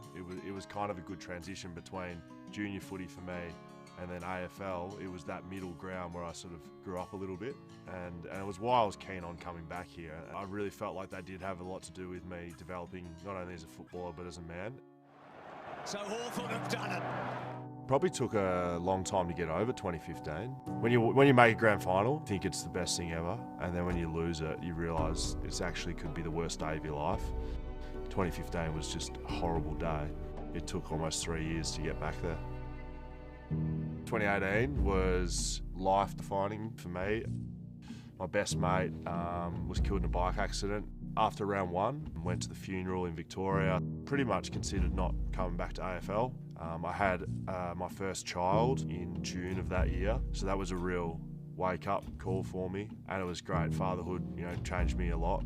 It was a huge roller coaster ride for me that year. Really feeling like my whole AFL life, it was all just gone, and I missed the opportunity. I was not going to get the opportunity to validate my work by playing in a premiership. I wanted that opportunity to, in my mind, validate my worth as a player, but as a person. The Eagle has landed for the Premiers in 2018. Having won, it certainly helped that, but I've definitely come to realise your value isn't what you are as a player, it's what you are as a person. Yeah, well, really, when Scully decided to finish up playing at AFL level, I think he was lured naturally back to Peel, because this is where he played his football before he played AFL, and he felt the sense of the community down here, and he's got a young family. So, from what I can understand, it was quite an easy decision for Will to come back to the club, and yeah, we're definitely thankful that we've got him. Like sort of any player that comes out of the AFL, you're exposed to an elite level of everything really that comes with AFL. Training, diet, mentality, you name it, we've seen it at AFL level. So I guess some guys go into coaching, and not really for me. I don't really see myself as a coach, but I do like teaching, and I like leading young men.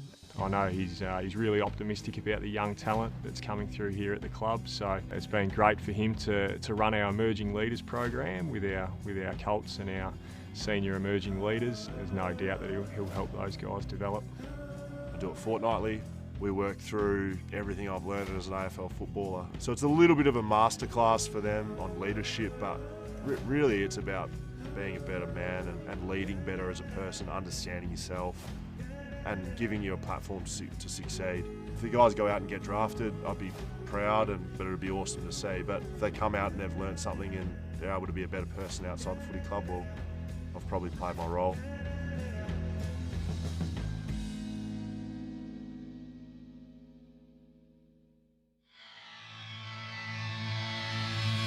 Live scenes of some of the youngsters clearly not at home doing their homework. There's still 2 weeks of the school term, but they're out there playing a bit of laser tag at the moment. Luke Worthington ducked down there at half time, but he lost five lives in the space of a couple of minutes. I lost to Tyler Keitel. He's one of the best snipers here. Half time, and a little bit of work to do for Swan Districts. 8:6:54 here at half time. Swan Districts 4-2-26. So the home team in Swan Districts trailed by 15 points at the first break, and that's been opened up to 28 points, 14 shots, scoring shots rather, to 6. So they've got it all to do. The youngsters enjoying their time out on Steel Blue Oval, which I have to say is one of the nicest grounds and one of the best places to call WAFL action. Thanks again to Optus and Will Schofield. As we see the Yes Optus sign in the back, wonderful supporters of local footy. We witnessed Lewis Jetta strutting his stuff in the reserves earlier today. Got his team over the line, and hopefully we'll see him back playing league football very shortly. Well, it's time to throw to our final messages from our valued sponsors. When we come back, we will have a look and see what Swan Districts can do to try and flick their fortunes. Round 11, Optus WAFL action from Steel Blue Oval. We'll be right back. Go fix yourself a drink. Third term just around the corner.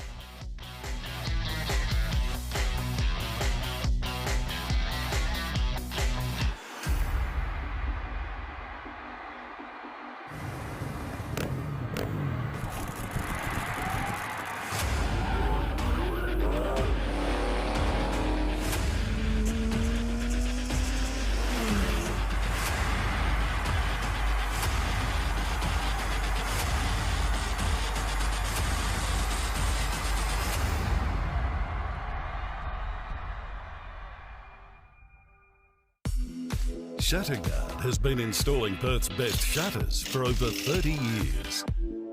With no advertising signs on your front lawn and no sales gimmicks, visit shatterguard.com.au.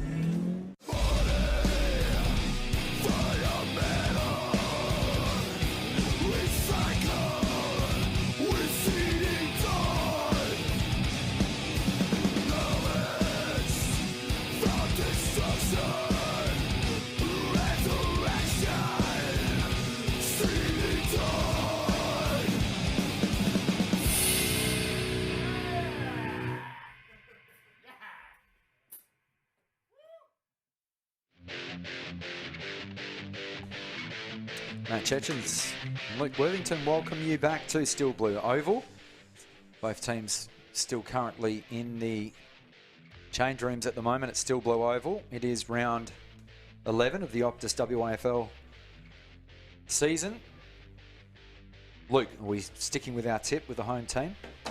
Is there any spark left in Swan Districts? I think there is. Yeah, I'm not as confident. I thought that after quarter time there would be quite a few adjustments by Swan Districts, and we just didn't get to see it. As we now cut to a package of some of the highlights from earlier in the first half in just a moment. But first we'll take a look at the youngsters on the screen. No, we'll go straight into the package. So there he is on the screen. Connor Lynch. Great goal from him. There's Warwick Wilson. He was directly in front for this one. No problem whatsoever. There's the danger man, Keitel, as West Perth running back on the field now. Just in the background. Sorry, that wasn't Keitel. That was Nathan Alexandre, who went off. Yeah, he caught one a little high, I think, and then he looked a bit woozy, but it's great to see him back out onto the ground. And then O'Donnell kicking his only goal in the first term. He's ended up with 2. And Tyler Keitel was well held. So here's Connell Lynch, one of his 2 goals. No problem again. Directly in front, slide angle, short distance. And then here's a great inside 50 by Lynch. And just crumbing it at the back of the pack was Mitch Antonio. That was his only one of the game. 5 disposals for him, few marks, an inside 50. There was that good goal down in the pocket by Tyler Keitel. And he's one of Swan District's goals. Braden Noble, slide angle, no problem. Reedy there, giving him some support. Might just give a couple of shout-outs. Thanks to Jackson Crow joining us, Jeff Wynn, Tyler Levitt, and Shane French have tuned in, and Les Arnott says pretty poor for the game of the round. Or potentially for Swan Districts. We will stick by our claim that this is the game of the round because 4th versus 5th. Ladder doesn't lie, does it? All right, so we're back to action there. There's Mitchell Antonio in the middle of that, and Delaporte, the big ruckman, Keegan Knott also. Quick look around the grounds. So Leaderville Oval, the fairy tale.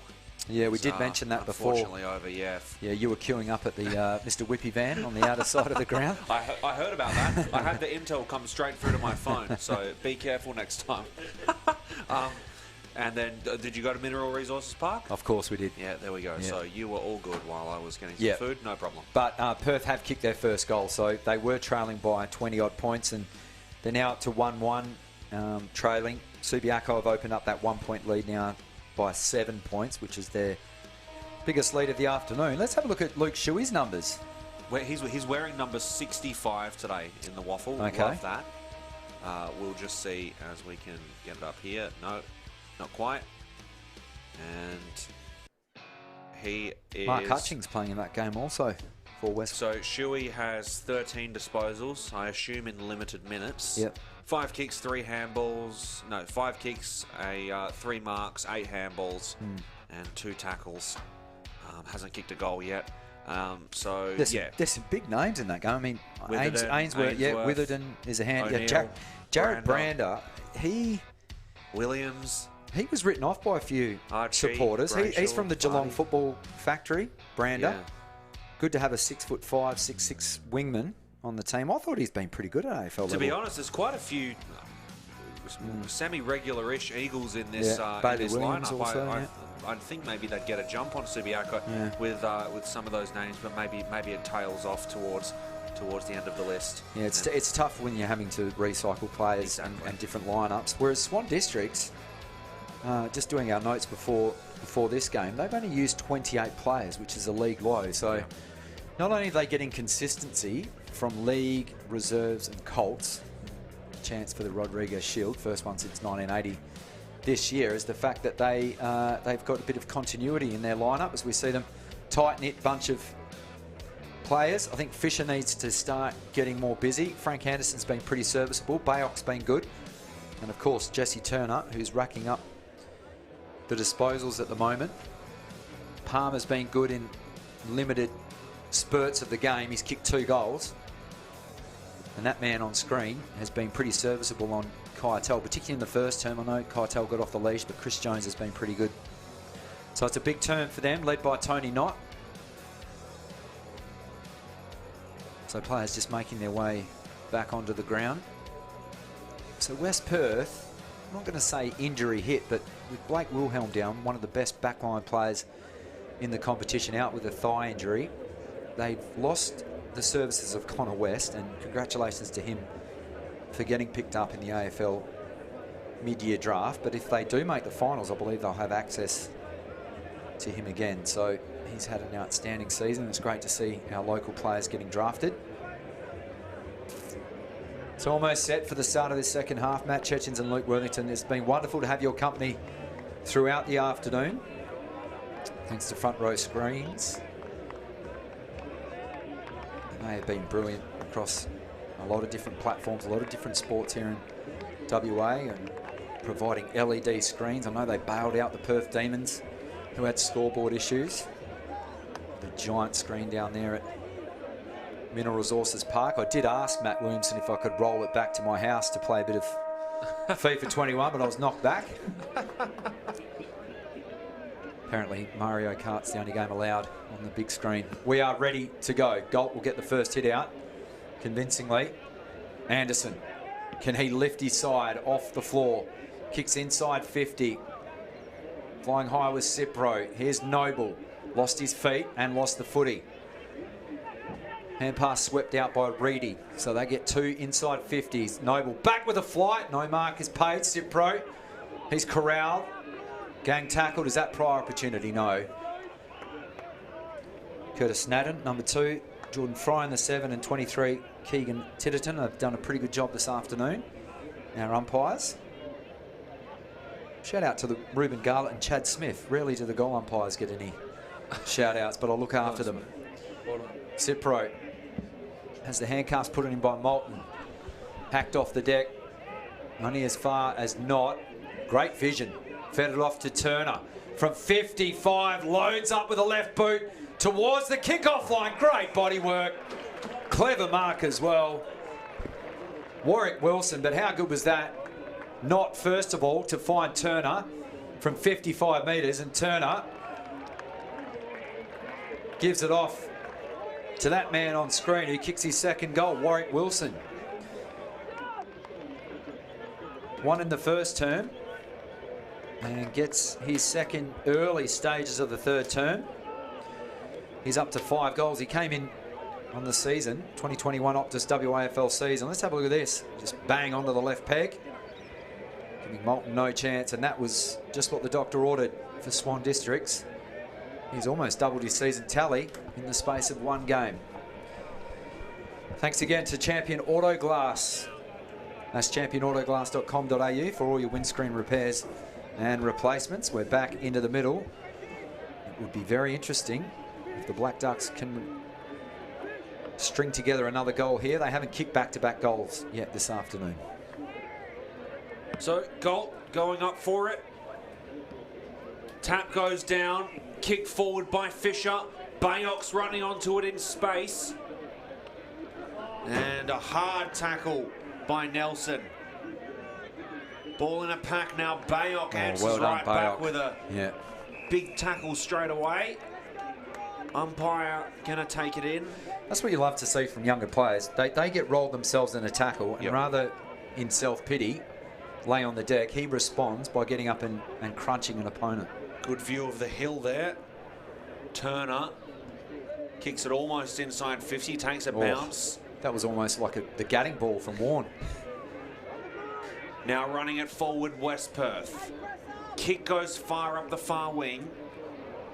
And the tap down favours them. Oh, chase down. Tackle there by Turner.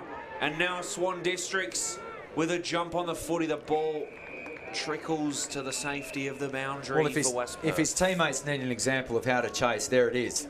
Because not only is he winning the footy at the moment, propelling him with goal assists, that rundown was superb. It was fantastic, Matt. Ball towards West Perth's end. Galt gets it down immediately. Swan Districts moving it through the corridor. And the footy spilt out of their hands. Kick around the body from Shannon. Inside 50 now, Riddick couldn't get his hands to it. Swan Districts trying to get numbers to the footy, and West Perth with less men get the shot on goal, and Antonio couldn't. I mean, it's so easy to criticise us up here 200 metres away in a nicely heated box, but I mean, he's running towards the boundary line and having to hook it across his body, so those ones are quite tough. So now with the footy, it's Anderson. Kicks it long towards the boundary into a contest, and he was held, was Galt. So Galt with the chance now to slow things down. Turner's there as an option. Galt elects for the kick up the broadcast wing into a contest. Fisher didn't have it. He was held, and now running with it is Cipro. Could be a chance here. Apologies for that if you heard that, as Cipro kicks it over the top. Bayok running towards it, and he might have just been psyched out a little bit by Munns, who was running towards the footy. Now Cipro. He's covered a lot of ground here, Cipro, as he kicks it inside 50, and the ball gets rushed over the line. Yeah, look, Cipro at both ends of the ground. He's covering a lot of turf at the moment here at Steel Blue Oval, and this is like a different team that we saw coming out of half time, so we've got to credit Adam Pickering for giving him a bit of a rev up as they bring it back in. Delaporte will get it back. He's padding out his stats. Oh, the big man almost pulls off the 720 awkwardly. Kicks with the left boot. Fisher, can he shrug the tackle? Indeed he does. Waits one to the very dangerous Jesse Turner, who's within range. I have read the ball in front of Munns, and he looks to play on. So from all of 45, this would bring the house down. Just misses to the left-hand side. I just have a big correction to make. I've been calling Delaporte Lloyd for the entire afternoon, so my bad for that one. Delaporte in the ruck wearing the number 40. It's done a serviceable, my apologies. Serviceable effort, rather, as Moulton. That is a long clearing kick. Have a look at that. 60 metres plus. Ball set up kindly. Now they can come back inside 50. That's a barrel, literally. Oh, great mark. Mark Hamilton. It wouldn't have been an easy ball to judge off the boot. His disposal just arrives to its intended destination in Hobley. Was leading ball winner at quarter time. Speaking of ball winners, he's on screen right now. One of the best in the comp. Doesn't like the option 15 metres directly down the broadcast wing, and now he's uses a lot of time. Finally digs one over the top and measured that perfectly in the end. Not much there that Alex Howard could do. That ball dropped perfectly.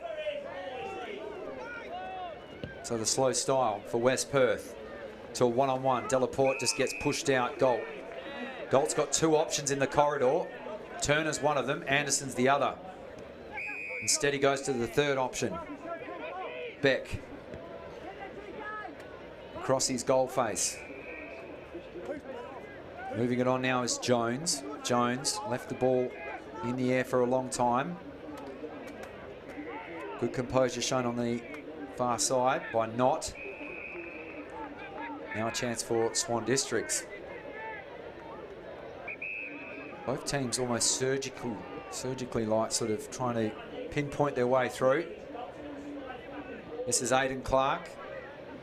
Clever feet from him. Finds Anderson. Two kicks from home. Players flooding back to the attacking 50. So the cavalry arrives for Swan Districts. Puts plenty of air under this one with a 9-iron. The big fires go up. Is that going to be paid? No. Good tackle there from Warwick Wilson. Jarred the footy loose. And the forwards for Swan Districts just can't keep that passage of play alive, and we'll have a stoppage 40 metres out. 5-4 to 8-7. Swan Districts the only goal of this third term, thanks to championautoglass.com.au. So getting back underway. Galt collected it. Hands out to Bayok. Bayok got wrapped up in a tackle. Yeah, he threw it, so it was a good tackle there by Christopher Shannon, and play continues. Ball chipped out to the wing. David Bartley, Michael D. Blasdale, Carn West, and go the Falcons. Thanks for tuning in, gentlemen. Shannon again. Switching it to the other side. Slowly, here's Hobley. Hobley with options in the corridor. Dangerous kick. And it was a good attempt there by Boys, who's going to move it inside 50. West Perth rewarded for a great sequence of play through the middle. And it's once again the danger man, Tyler Keitel. 27 goals, 10 on the season. Sorry, 27 goals, 12 on the season. And here he is for another one. And so just have a look at Bayok under the close attention of the trainer, just limping his way towards the sideline. So that would be a big loss. And the kick from Keitel just went wide. So moving to 27-13.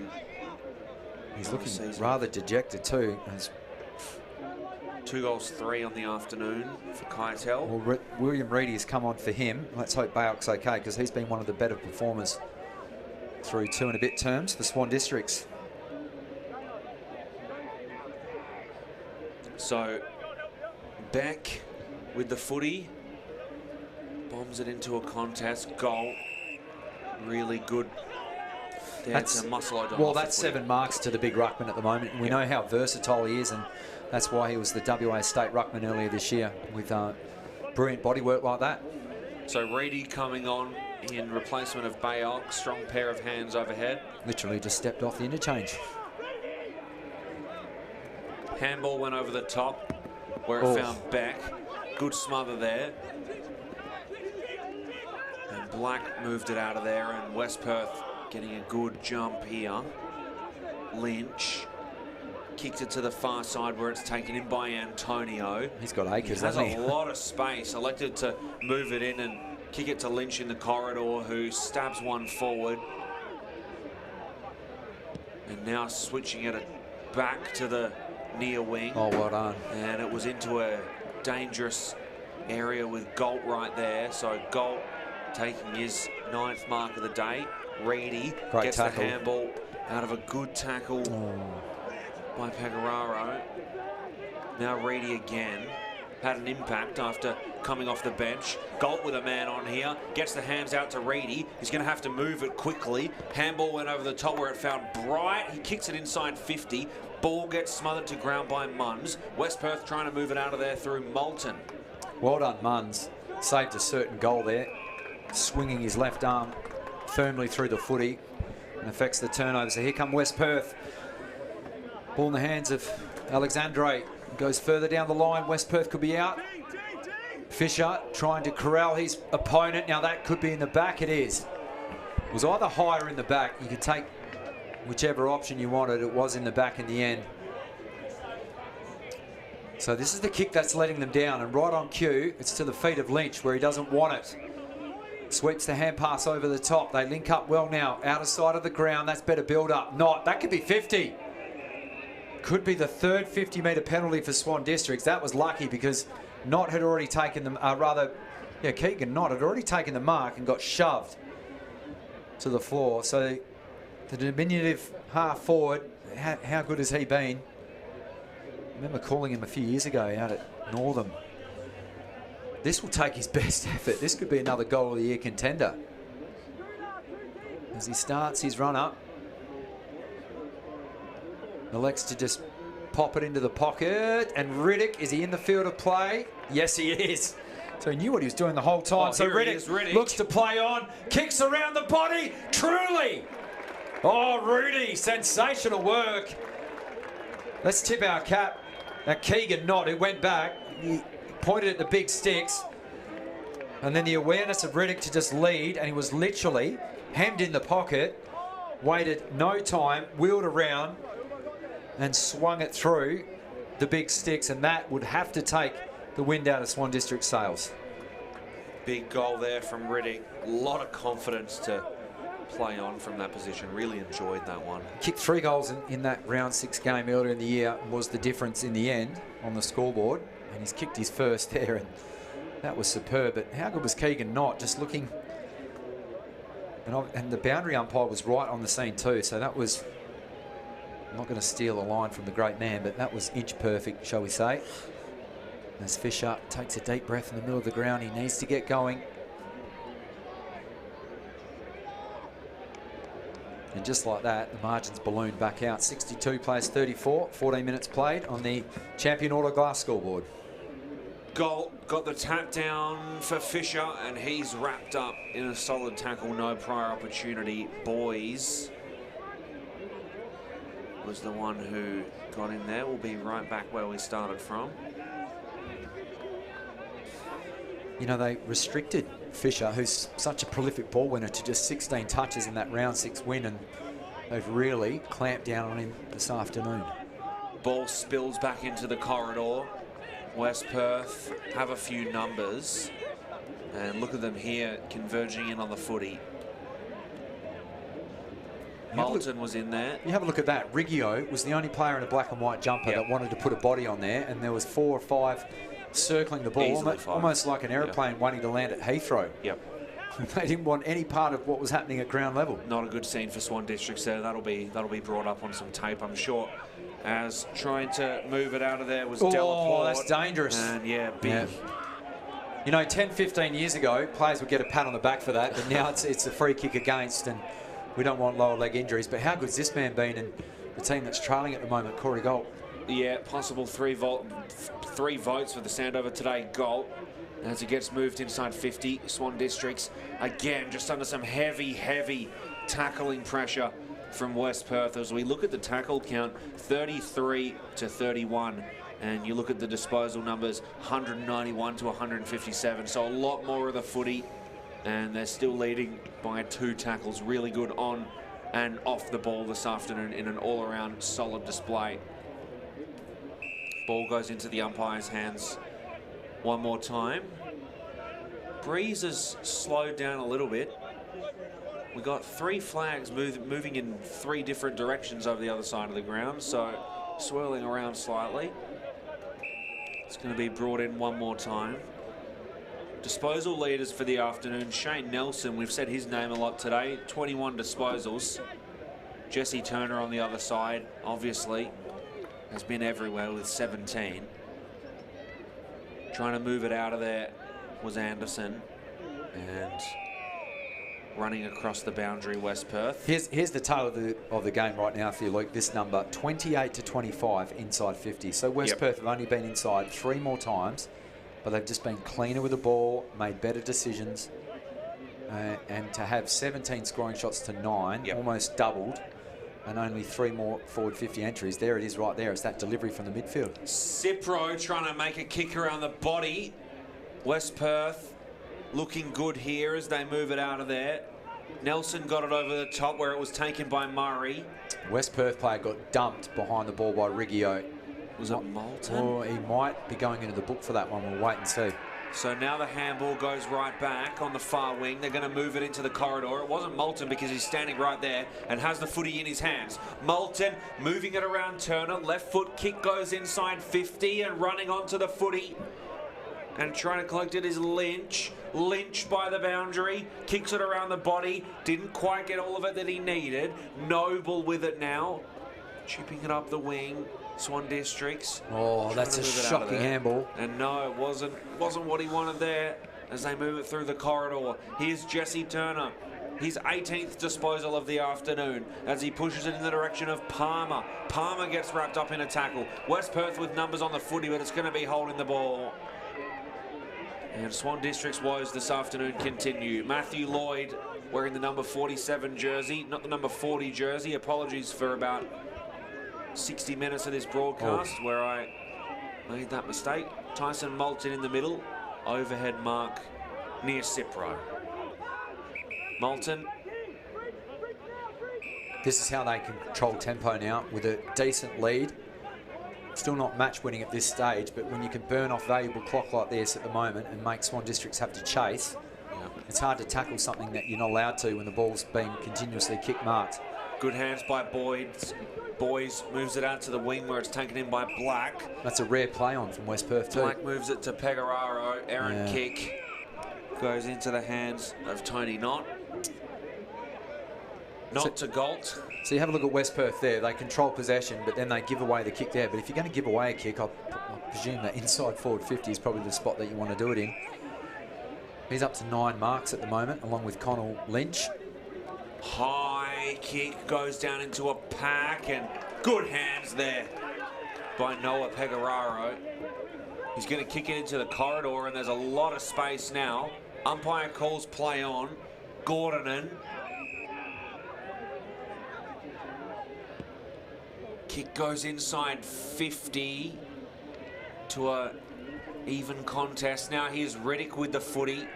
Uses that big frame to try and muscle Galt off. Gets the handball away. Ball trickles out. Riddick pushed it forward. Now near the boundary. Snapped around the body. And it just won't make the distance. No, it's goes through for a point. I don't think it was even rushed. It might have just bounced. Rudy Riddick is just quietly gone with 5 inside 50s in this game, and obviously a very clever goal. So he's such a high impact player as Black goes back against the flight of the ball. Munns links up with a teammate now, back inside 50, off the boot of Hobley. They fly. Is that going to be a mark to Knott? Yes, it is. Just using his nous and cool head under pressure. They'll look to exit defensive 50 now. Stevens. Oh, that asked a lot of Turner. He's got a 2-on-1, not in his favour. They turn it over.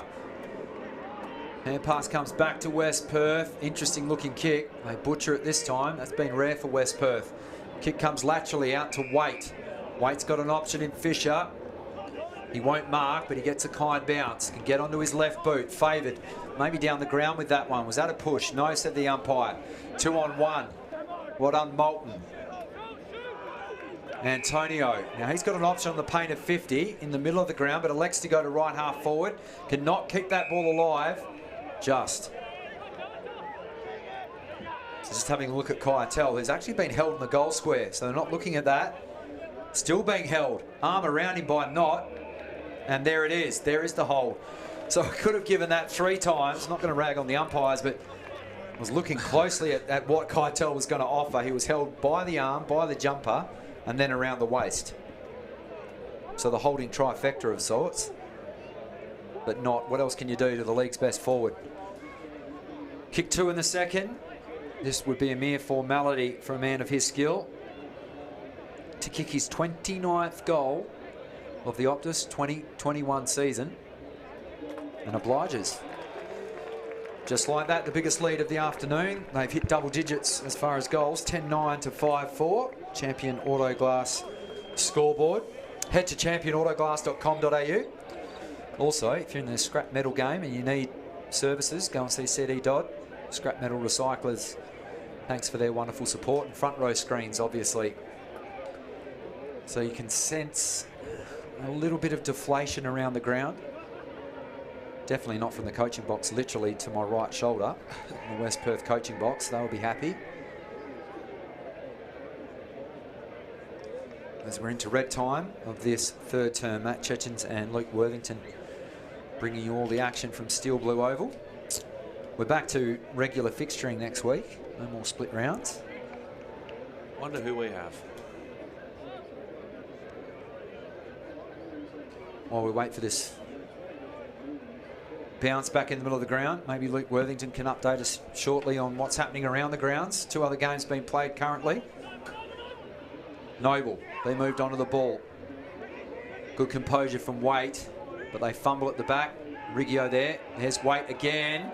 Did he drop that? No, said the umpire. Riddick from 40 metres goes with the right foot. Check side, punches it through. He has had 2 clever goals. Just a little fumble in the back half from Nelson Waite. They turn it over, and Riddick from 40 metres, thanks to CD Dodd. Let's have a look at this. Maybe caught high. Hand pass was chopped off. Look at that slick hands.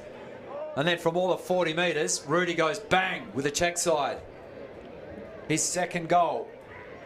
And he's come to play, as we said earlier in the calls, kicked 3 in that earlier win back in round 6. So he's kicked 5 total. He likes playing against the Black Ducks. I've got some news here. So at Leaderville Oval, Subiaco's 7,850. West Coast Eagles reserves 11,773. That's going to be an exciting finish.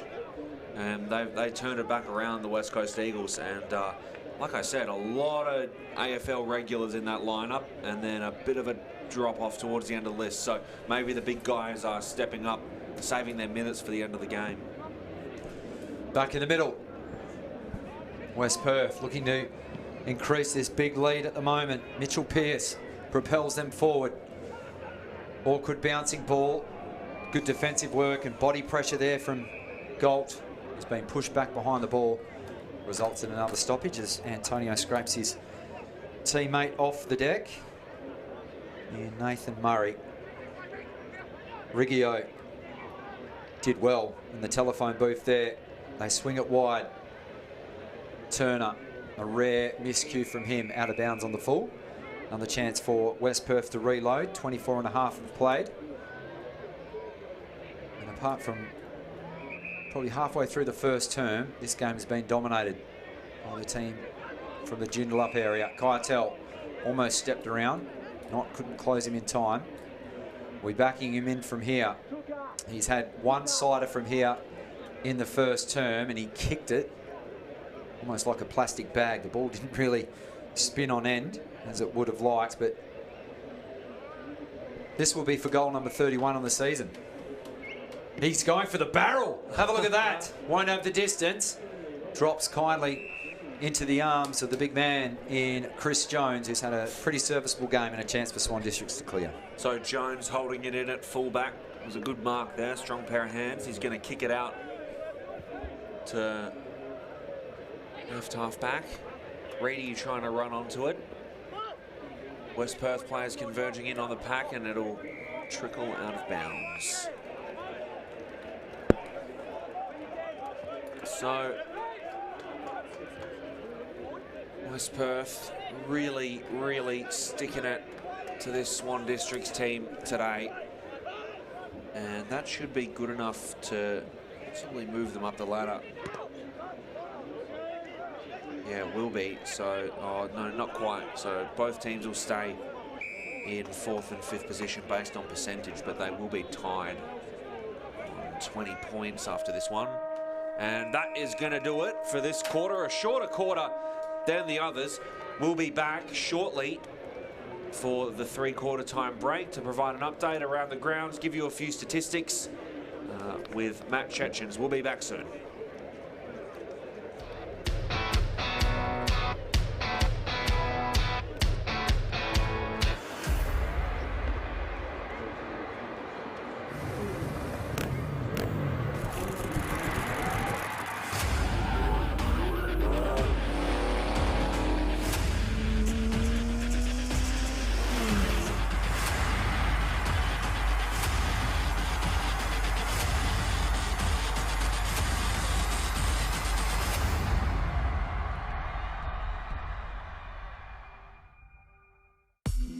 Shutterguard has been installing Perth's best shutters for over 30 years.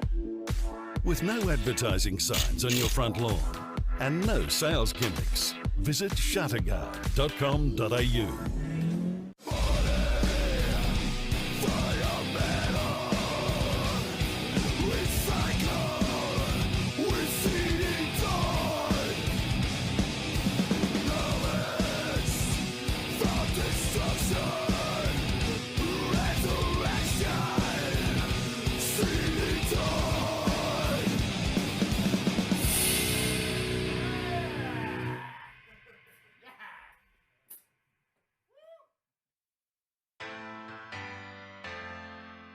Swan Districts with a mountain to climb in this 4th term. 3/4 time here at Steel Blue Oval, round 11. Optus WAFL action. Matt Chechens and Luke Worthington with the call, courtesy of Front Row Screens. And West Perth really put their foot down, but they've led at every change. But this number, Luke, really jumps off the page to me. We talked about the inside 50 count. It was only +2 in West Perth's favour at the 20-minute mark of the third term. It now stands at +11. So they had 9 inside 50 entries to naught in the last 8 to 9 minutes. This was a rare highlight, and he's been serviceable, has Warwick Wilson. He's kicked 2 goals alongside Jesse Palmer, the only multiple goal kickers so far. Braden Noble has kicked the other one. And at the other end, after Tyler Keitel was well held by his opponent from Swan Districts in the first term, has since kicked 3 goals. He kicked 2 in the third, he kicked 2 in the second and 1 in the third. And then it was the Rudy Riddick show, wasn't it, Luke, in that third term? He kicked 2 goals and unreal. 2 outrageous goals too. His first one from a nice bit of build-up play from Keegan Knott, delivering the ball to him in the pocket, and Rudy just wheeled around and kicked the goal. And then a clever little check side from 35 to 40 metres has really given them adequate breathing room at three-quarter time. Yeah, I think, and we'll see it soon on the CD Dot highlight package. It was outstanding by him as we look at a big tackle there, but it was paid as a free kick. Now the other way, a few good tackle highlights here. But yeah, it was Riddick really standing up for West Perth. As we can just take a look at some of the I just want to acknowledge the effort, even though at this stage it's in a losing effort. But Corey Galt has had 28 hit-outs, and he's dominated that category clearly against O'Donnell and Delaporte, because Delaporte's only had the 9 hit-outs, O'Donnell's had 7. But you have a look at what he's been doing around the ground. He's taken 8 marks to three-quarter time. He's laid 2 tackles, and he's had 14 kicks out of 20 disposals. So with him and Jesse Turner, they're really the only shining lights thus far for the home team for Swan Districts at the moment. As we have a look at this goal, good forward half pressure again from Keegan Knott. The slick hand pass ends up in the hands of Riddick, and as he was being closed down at a rapid rate by Alex Howard, decided to go with the banana, or if you're from the south of this country, the check side. And big crowd down here at formerly Bassendean Oval, now Steel Blue Oval, and it's great to see with local football. Can we go around the grounds just yet, or we're still We're just waiting on those scores. I can also tell you that Tyler Keitel, as we said, 3 goals leading the way so far in this game. Let's have a look, Luke. So at Leederville Oval, 7-8-50 at three-quarter time. Subiaco trailed the West Coast Eagles reserves 11-7, 73. At Mineral Resources Park, Perth Demons trailing the Sharks 4-3, 27 to 6-5, 41. So that's going to be one to look out for later in the day. As we have a look at what Coach Adam Pickering will have to try and deal with in this 4th term. Let's just go back to West Perth, because we know that they don't win many decisive hit-outs, but it's their clearance plays, but also around stoppages. If you have a look at this, Tyler Keitel's had 4 inside 50s, as has Knott, Nelson and Riddick. Just superb at the moment, whereas Jesse Turner and Frank Anderson have provided 9 of the inside 50s for Swan Districts, who through 3 quarters have been pretty poor at propelling the ball inside 50. So just goes to show you how many weapons that they have at the moment. They're still missing one of their better backline players as well, and Blake Wilhelm. And hugs already starting. Obviously the congratulatory hugs to Rudy Riddick. Keegan Knott looks pretty happy with his efforts. It's hard to pick who's got the more dynamic forward line in the WAFL, because you look at Claremont, who get such good goal kicking from their midfielders, but then you have a look at South Fremantle with Mason Shaw and Cody Ninyette, and then you go to West Perth. I just think that this competition of ours, the Optus WAFL season for 2021, is just chock full of key forwards, but also those crumbing athletic players as well. It's a great spectacle to see. Just keeping an eye on the barometric pressure reading, Luke, just having a look at the weather. I was checking the weather. It looks like it's going to be raining all day tomorrow. I don't know what that has to do with the does that spoil your plans, does it? But no, it doesn't spoil anything. I got a day at home, so it actually justifies it. Oh, there you go. so players getting back into position, and lucky that held off for today. And the rain will not catch the end of that Perth versus East Fremantle game either. Luckily for them. We'll stick my head in and have a look at that one. 100% chance of rain tomorrow, it says. There you go. Nothing's ever 100%. Interesting that they put that on there. So the fourth quarter about to get underway here, and also at Leaderville Oval. We've got one eye on that game because West Coast leading Subiaco by 23 points. Don't write the Demons off just yet, gentlemen. They've had 7 scoring shots to 11. Just need to clean that up, do the red legs. Paul Persick shaking his head furiously. So, ready to go. No, not quite ready to go, actually. The Hill just stumbling back to their original post. No rush, guys. No rush whatsoever. The Hill looking good. It reminds me of when I lived in Sydney and I'd go to the NRL games and stand on the Hill for St George Dragon games. They actually have spectators in that game, do they? Yeah, they do actually. That's a good, smart comment from you.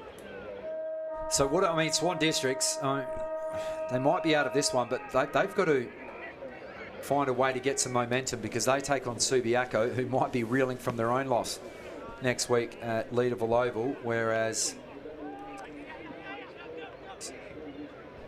So, kick goes towards Wilson, and it gets punched inside 50. Running onto the footy is Ursig. Could be a chance here. Tried to hands it out of there. West Perth have the numbers that they need. Handball over the top, and it's almost a problem there for Swan Districts, and the ball travels over the line. Jury's still out for me about the rush behind. I mean, teams that deliberately do it to waste time, which we saw in the league above, but there, surely you can relieve some pressure to Swan Districts.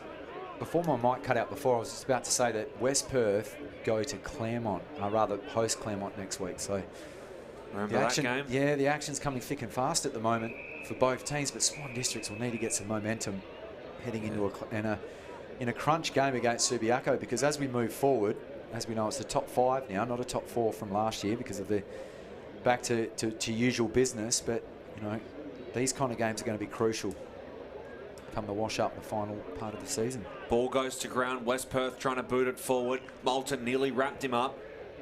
Rebounded out of there by Swan Districts, and the intercept mark taken well by Noah Pegararo. He boots it straight back in. Off a couple of fists, it goes into the hands of Antonio. Oh, is that in the back? Yeah, Moulton got wrapped up. He's given away, unfortunately, he's given away 4 free kicks this afternoon, the youngster. Moulton with 11 disposals, looking for his 12th now. Has been a bit of a quieter game than usual for him. He is 8 goals, 5 on the season.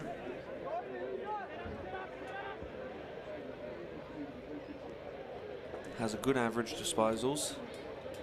Now here's Moulton from 50. Oh, that's an outrageous kick. Good, but it just gets touched on the line. The distance was decent. Maybe if it just... Oh, he's got it! Oh, wow. Unbelievable. Oh, it looked as if though that was touched on the line. We'd have to check the CD dot replay. Yeah. That has literally caught everyone bar the goal umpire by surprise, because I think the players on the line didn't think that carried. I don't think they did because either. none of the West Perth players even hinted at trying to con the goal umpire into it. But I mean, obviously he's got the best seat in the house. We might just, unfortunately, we won't be able to cut to that replay. But I'll tell you what, no one really on the line. See, Tony and Keegan, obviously both the knots were resting on the line. Is that considered a double knot? It's probably the reason I wore Velcro on my shoes for the first 15 years of my life, was I couldn't master that double knot, that they managed to do it on the goal line. There's a little knot there. Had to be said. It did, mate. That was an outrageous goal. Moulton, Yeah. great finish. We're back in the middle and a hold. Swan Districts, much unlike them, giving away so many free kicks this afternoon. I will just say I don't think it was the correct call whatsoever. Ooh. Sorry. We're not going to rag on our goal umpires. Ruben Garlett, Chad Smith, they've done an exceptional job. Sorry, boys. Here's Black on the outer side of the ground. AFL goal umpires make mistakes. They just have the benefit of video replay, so they get off. So Tyson Moulton, valuable goal for him. He kicked 2 goals back in round 6, but has been playing predominantly across half back this afternoon. Back inside 50. Special comments again, provided by the West the West Perth box. Apologies if you have picked that up. If you haven't, we'll just keep playing. Yeah, Play no on. problem. Well done, Noble, applying a bit of pressure, but Black can link up with a teammate. Little 1-2, bit of give and go action. And Black has been levelled behind the play. And he's still down on his haunches, so we don't like to see that because he linked up beautifully on that outer side with a little 1-2 and then was levelled. So free kick down the ground, and rightfully so. They pushed Wilson back behind the ball. Trying to impact the play. In on hands and knees is Riley. Is that going to be prior opportunity? We wait, no. So the game just fizzling out of sorts. Thanks again to Front Row Screens, Champion Auto Glass. And CD Dodd Scrap Metal Recyclers. And of course to Optus. Wonderful supporters of WA football. Turner had a very good third term to try and keep his team in the game. Also in the second term, gets buried in that tackle. There's some sore bodies out there today. This has been a polished performance from West Perth. They haven't really put a foot wrong. Anderson hacks it off the ground. Numbers again favour the Cardis. Spearing ball to Riddick. Would not ride him off. He's already kicked one from the boundary. Kicked to Banana on the run from 40. And now he's coming off the DK Lilly. He's going to push off the advertising hoardings. And he's, I don't know what colour you'd call that. The aqua. Baby blue maybe. So can Riddick match his round 6 total? Oh, you bet he can. He is a class act in front of goals. And he's put on an absolute clinic this afternoon. That sailed above the padding of the goals from all of 55 metres. Thanks to CD Dodd. Have a look at this. Starts his run on the edge of the attacking centre square. And the breeze is actually blowing. He's kicking this into the breeze, folks, from 49 metres. Just a sweet right foot swing of the boot. And he had his index finger raised. He knew that was sailing through for his third. So he's kicked 6 goals total against West Perth so far in season 2021. And it's hard to pick what's been his better goal this afternoon. But that one into a stiff breeze in the 4th quarter. And West Perth just really going to town on Swan Districts and putting a bit of boost into their percentage at the moment. 13-9 to 5-4. Thanks to championautoglass.com.au for all your windscreen repairs and replacements. Anderson may have caught one in the back. They extract the football and go forward again. Great job. Warwick Wilson, he's impacted 3 contests now in defensive 50, so a smart move by Pickering to push him back. Now he's running into a bit of a dead end at the moment, but shows good composure. Dinks it over the top. That's 9 marks now to Corey Gold. Back to Wilson, so good run. Didn't give up on his previous kick. Looks to bring it wide, out towards Edwards. He gets set upon by Moulton. Kicked that freak goal before. That went over everyone's head on the line. Interestingly, hacked off the ground out of bounds on the full, so they turned it over.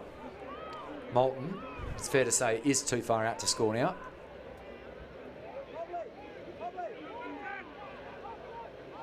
Really limited for his options in board, so he's just going to do the percentage thing and hack it down the line. Wilson to goal. Good composure from the tall player. Haven't seen this afternoon. Swan District's trying to bite a kick off in towards the middle of the ground. But they managed to keep their head. Well done, Aidan Clark. Found a teammate in Urseg. That's a clever kick. Back into the hands of Clark. Clark looks to step inboard. Interesting hand pass. Jackson Beck has to retreat. Just buys himself a little bit of time. Kicks inside 50. There's Moulton. Rare fumble from him. Here comes Jesse Palmer. Swings it around. Was that the intended target? Play on. Can Waite get onto the scoreboard? Lost his feet. Turns back onto his right foot. Dropped the footy. So West Perth, let's credit them. They didn't give up, and that might be the 5th or 6th free kick against. Nelson Waite from Mount Lawley Inglewood Footy Club. there at Hamer Park. They turn it over. Aidan Clark inside 50. Retreating was Gordonen. Big pack of players arrive. What can Cipro do? Fires off a clever hand pass to Anderson. Sells some candy. Left foot snaps a beauty. Good composure from Frank Anderson and slick hands from Cipro. And they finally clot to put a stop to a barrage of goals from West Perth this afternoon. And that was a very good finish. Let's have a look. CD Dobbs, Cipro, slick hand pass. Anderson could have blazed away.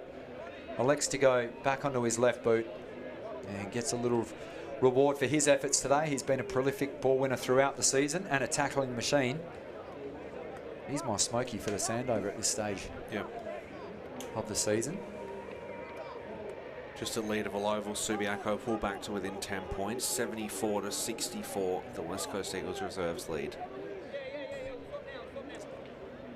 So that's going to be a grandstand finish down there, but here 47 points, the margin on the champion Autoglass scoreboard. West Perth leading Swan Districts as we're ready to get back underway after the goal by Anderson. Here we go, and he was taken high there. Yeah, well sold rather. Riggio made sure that the umpire saw it. So the ball almost travels inside 50, and running back with the flight was Sebastian Bright. Stabs it through the middle where he finds Nelson. Running with it now is Antonio. Nearly got wrapped up but managed to get it out of there. Around the body, Nelson. Inside 50 and a good pair of hands. It's taken in by Keitel. Well, the flags have just sort of dropped limply at the moment. Yep. Shouldn't be a problem. Well, we saw Riddick from maybe half a metre closer. This man's got just a stronger leg. He's got to get over the lean, tall frame of Knott, but he's going to play on. And that might have been touched on the mark as it trickles in near the goal square. Handball over the top. And Swan District's trying to clear it out of there. 2-on-2 contest. Ball spills over the back. Running onto it, Cipro. Cipro's still with it. Clever handball over the top. He finds Anderson. Anderson, does he have any options? Not quite. And it's a mark that gets taken in by West Perth. It was Gordonen. Gordonen found his teammate in the kick out to the wing. Finds Shannon. Shannon kicking it into the middle. West Perth really solid using the corridor today, and it's absolutely blown Swan Districts to pieces in some parts of this one. As Murray kicks it inside 50. Going to ground the footy. Lynch running onto it. Lynch kicking it in there, and Howard is going to take the mark. Just a quick shout out to Mike Wright, tuning in from Dawesville. Pretty happy with his Cardies team by the looks of it. Enjoy the rest of the call. It's been a good win. Long way from home, a West Perth supporter in Dawesville. Kick goes over the top for Nelson. And finds Murray.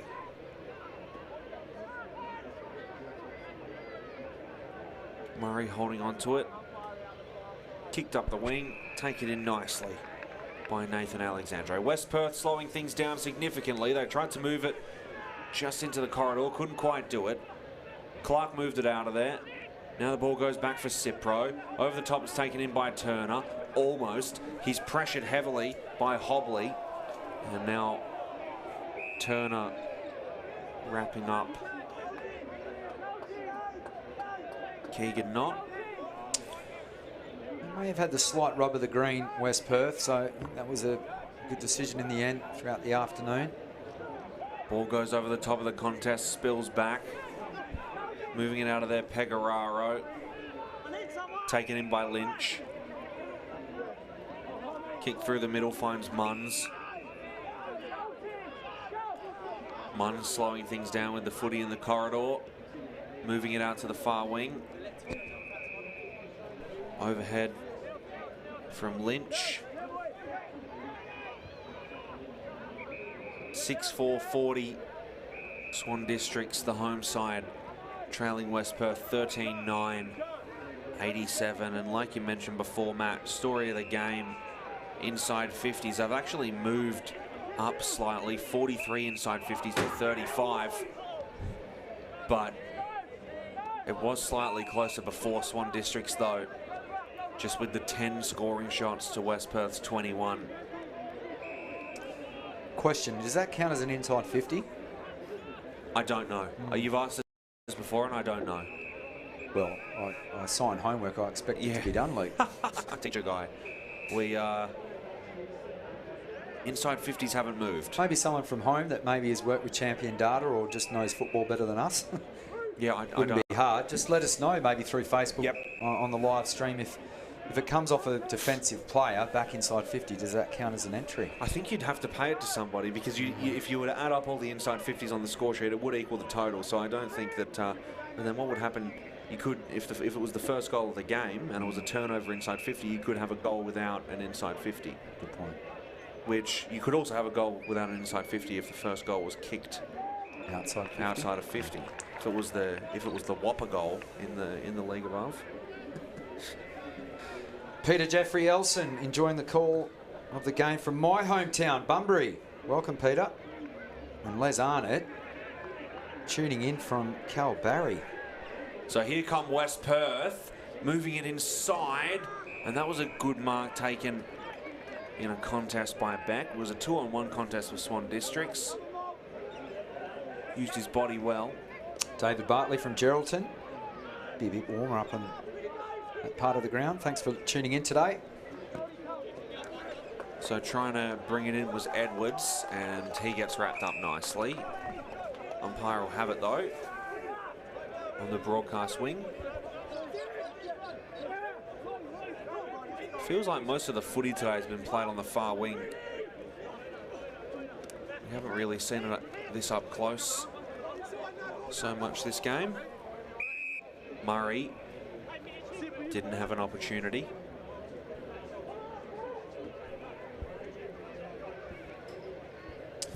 Still a 10-point margin in favour of the West Coast Eagles reserves over Subiaco. Ball over, bubbling away there at Leederville Oval. 19.5 minutes have elapsed in that fixture.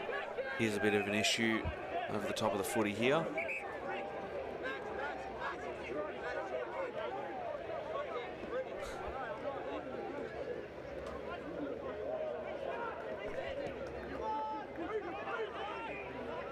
Ball goes to Clark. Clark finds Turner. Bit of sun poking through onto Steel Blue Oval. Ball goes out to the far wing. Running onto it and nearly seeing it over the boundary was Sam Fisher. And held was the call as it gets pushed further inside 50, and Swan Districts with an open shot on goal. No problem whatsoever. So a consolation goal for the home side. Sam Fisher puts that one through.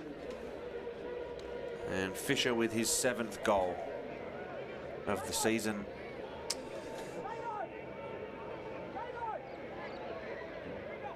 Was a bit of a bolter last year, taking out the Sandover, and much deserved. Yeah. That's a polished finish thanks to CD Dodd replay. But what a recruit he has been for Swan Districts. Also with Frank Anderson, obviously the two of them coming from the Northern Blues.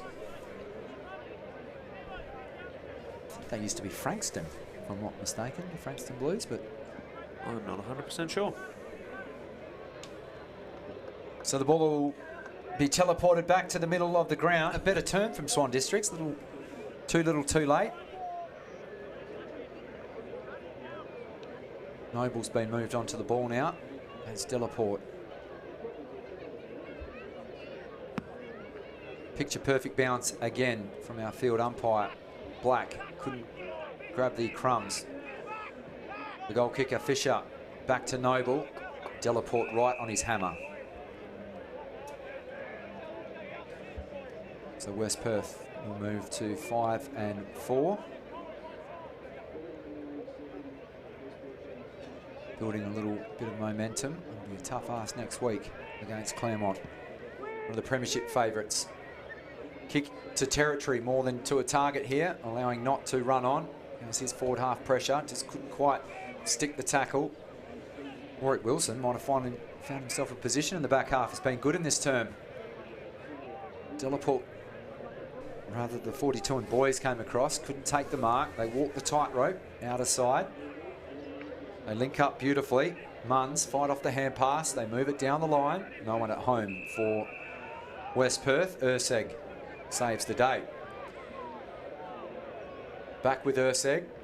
Under heavy duress there from Black.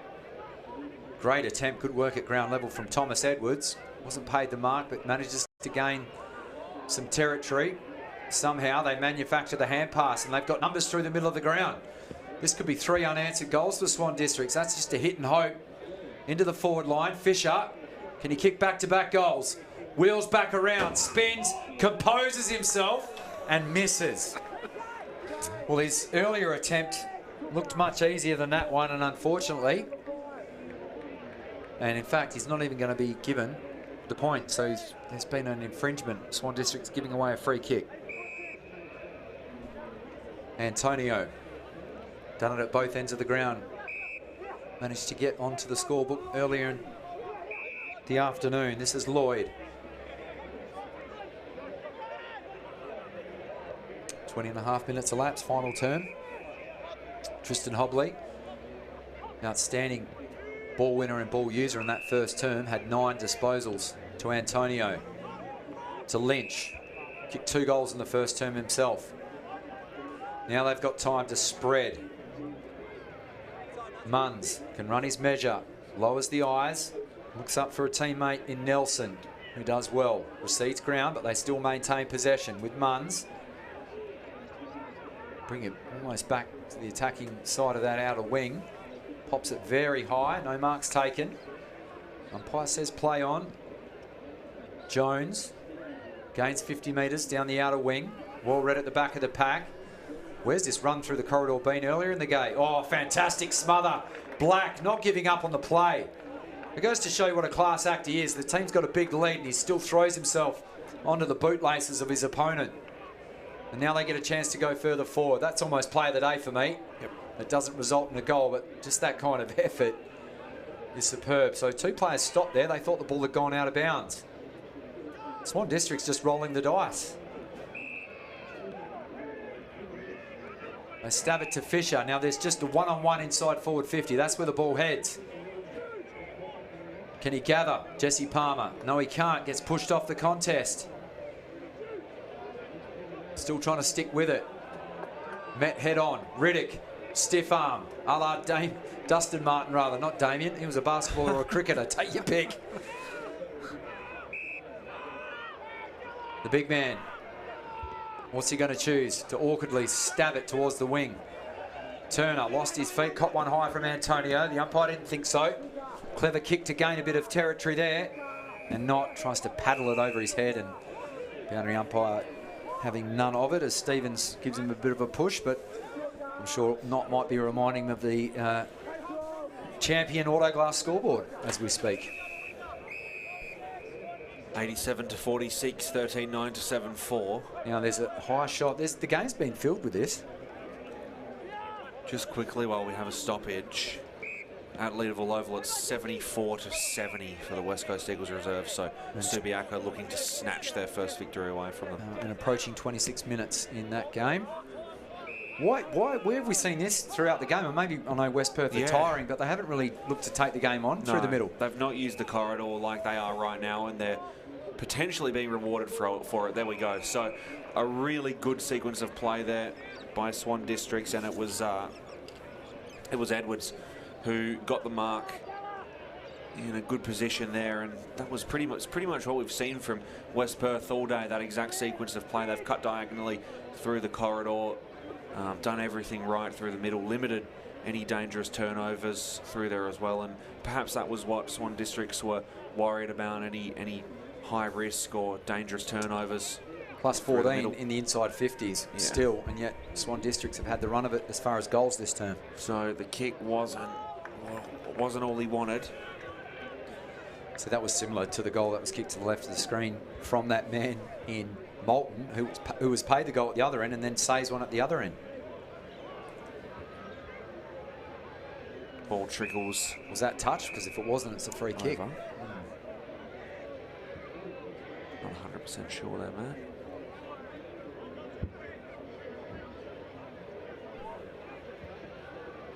And at Leederville Oval, the Eagles with a set shot on goal to potentially wrap things up from Kieran Hug. But here we are and it is, so the Eagles should be taking their first win in the OPTUS WAFL. Congratulations to their reserve side. As the ball travels up the wing, off a hand and goes out of bounds. Touched over Let's the line. not forget the game at Mineral Resources Park. 7 minutes of elapsed third term, and it's a 15-point margin in favour of the Sharks.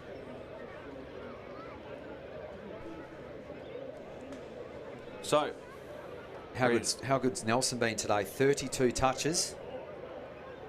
unreal. And we need to acknowledge the effort of Nathan Murray. 27 disposals, 7 marks, and he's laid 6 tackles. 5 inside 50s. Might pitch a few votes. Nice. As we continue here at Steel Blue Oval. Another free kick off the ball. There's been a lot of those given away from Swan Districts today. Not a good performance all around. A lot of unforced errors like that.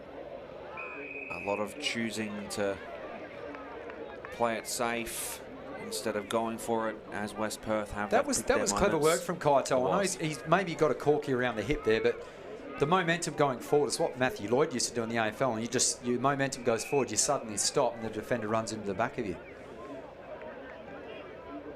Kick goes in the direction. Would not be writing him off to Keegan Knott. either. And I'll be surprised if he passes this one off. I would not be writing him off. Keegan Knott. These are the kind of goals that he relishes. And why not? Oh, why not? They're 40 points up. So why not? More like it. Check side kick. Looks good. Oh, and it is. I told you. Good call, Matt Chechens. On And the that siren. does it on the siren. Oh, wow. A 46-point victory for West Perth at Steel Blue Oval. And what a way to kick your first goal of the game. And I mean, he's made such an impact over the last 2 seasons. Let's have a look at this. CD Dodd replay. As soon as he took the mark, I'm like, there's no way he's passing this. And have a look at that and watch the celebration. Yeah. The Swan District supporter and the beanie there, the gentleman just nodded. Just nodded. And what a way to finish. That is a polished game, as you will see. Yeah. We thought this was going to be game of the round heading in, but West Perth delivered. Not so much Swan Districts. They showed a bit of fight and a bit of heart in that 4th term, but final scores here at Steel Blue Oval. It is West Perth 14-9-93 and Swan Districts 7-5-47. That's a 46-point lead. If we take you through the tail of the tape, West Perth had an early strangle on the game. They led by 15 points at the first change, 28 points at the main break. At 3/4 time, they turned 41 points in front. They extended that, and we need to credit Swan Districts for showing a bit of fight in that 4th term. They win that term by 5 points, but the final margin, 46 points. And it is full time at Leederville Oval, the upset of the decade. Surely. West Coast Eagles reserves, 12-9-81, defeating Subiaco 11-10-76. I'm 0 for 2 in my tips. The Demons could make that 0-3. They don't get up either, but as we see, Keegan Knott, what a goal he kicked. I'll run you through some of the bigger numbers. We might take in some highlights also as we close out our coverage, but Jesse Turner, the prolific ball winner on the ground. Jesse Turner ended up with 33 disposals, playing across the wing and half forward. Here's some of the highlights thanks to CD Dodd, scrap metal recyclers. Frank Anderson was good in the losing team, 32 touches. Corey Gold, 23 disposals, had 37 hit-outs, 9 marks, laid 3 tackles and 4 inside 50s. Unfortunately, not enough for the Black Ducks today, and well, it'll be tough to give out the Sandover votes this afternoon, I can assure you of that. Shane Nelson, 32 disposals and 7 marks. Connell Lynch, how's this for a stat line, Luke? 26 disposals, 12 marks, 2 inside 50s. He won 4 free kicks and kicked 2 goals. Yeah, unreal. I mean, they're all going to be stealing votes off each other. Just unreal performance all around by the West Perth guys, really. And you have a look at Nathan Murray. I thought he was influential, workmanlike. He had 28 touches, 7 marks, laid 6 tackles and 5 inside 50s. And Tristan Hobley, after 9 touches in the first term, ends up with 28 for the game. But it's just, there wasn't enough contributors today from Swan Districts. You have a look at the numbers, just 3 players with 20 possessions plus. That was Galt, Anderson and Turner. And you have a look in that, West Perth had Chris Shannon, Pegararo, Black, Mitchell Pearce, Lynch, Murray, Hobley, Nelson. I mean, I don't have that many fingers. I can't count that high as to how many of the Cardi's players managed to end up with 20 touches or more. And the inside 50 count was telling. I mean, 46 to 32. Considering that was just +2, 20 minutes into that third term in favour of West Perth. So they really put the hammer down. Absolutely. Swan District started the game pretty brightly. I mean, the game went goal for goal, but really the team from Joondalup really just proving too hot to handle. Tyler Keitel, as he does, 3 goals all in the second half. Rudy Riddick, 3 unbelievable goals, but the goal of the day has to go to Keegan Knott right at the death before the siren. A banana from all of 30 metres out in that far pocket. They led from go to woe.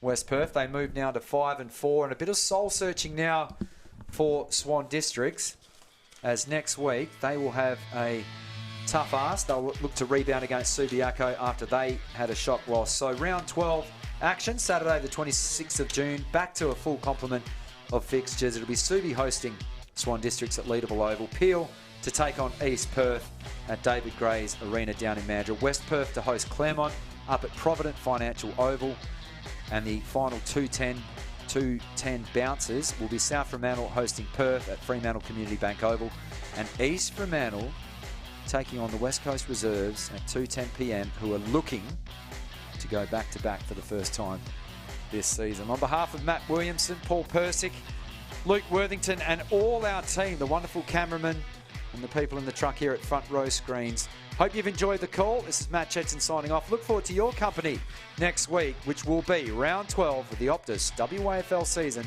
for 2021. Have a great weekend, folks.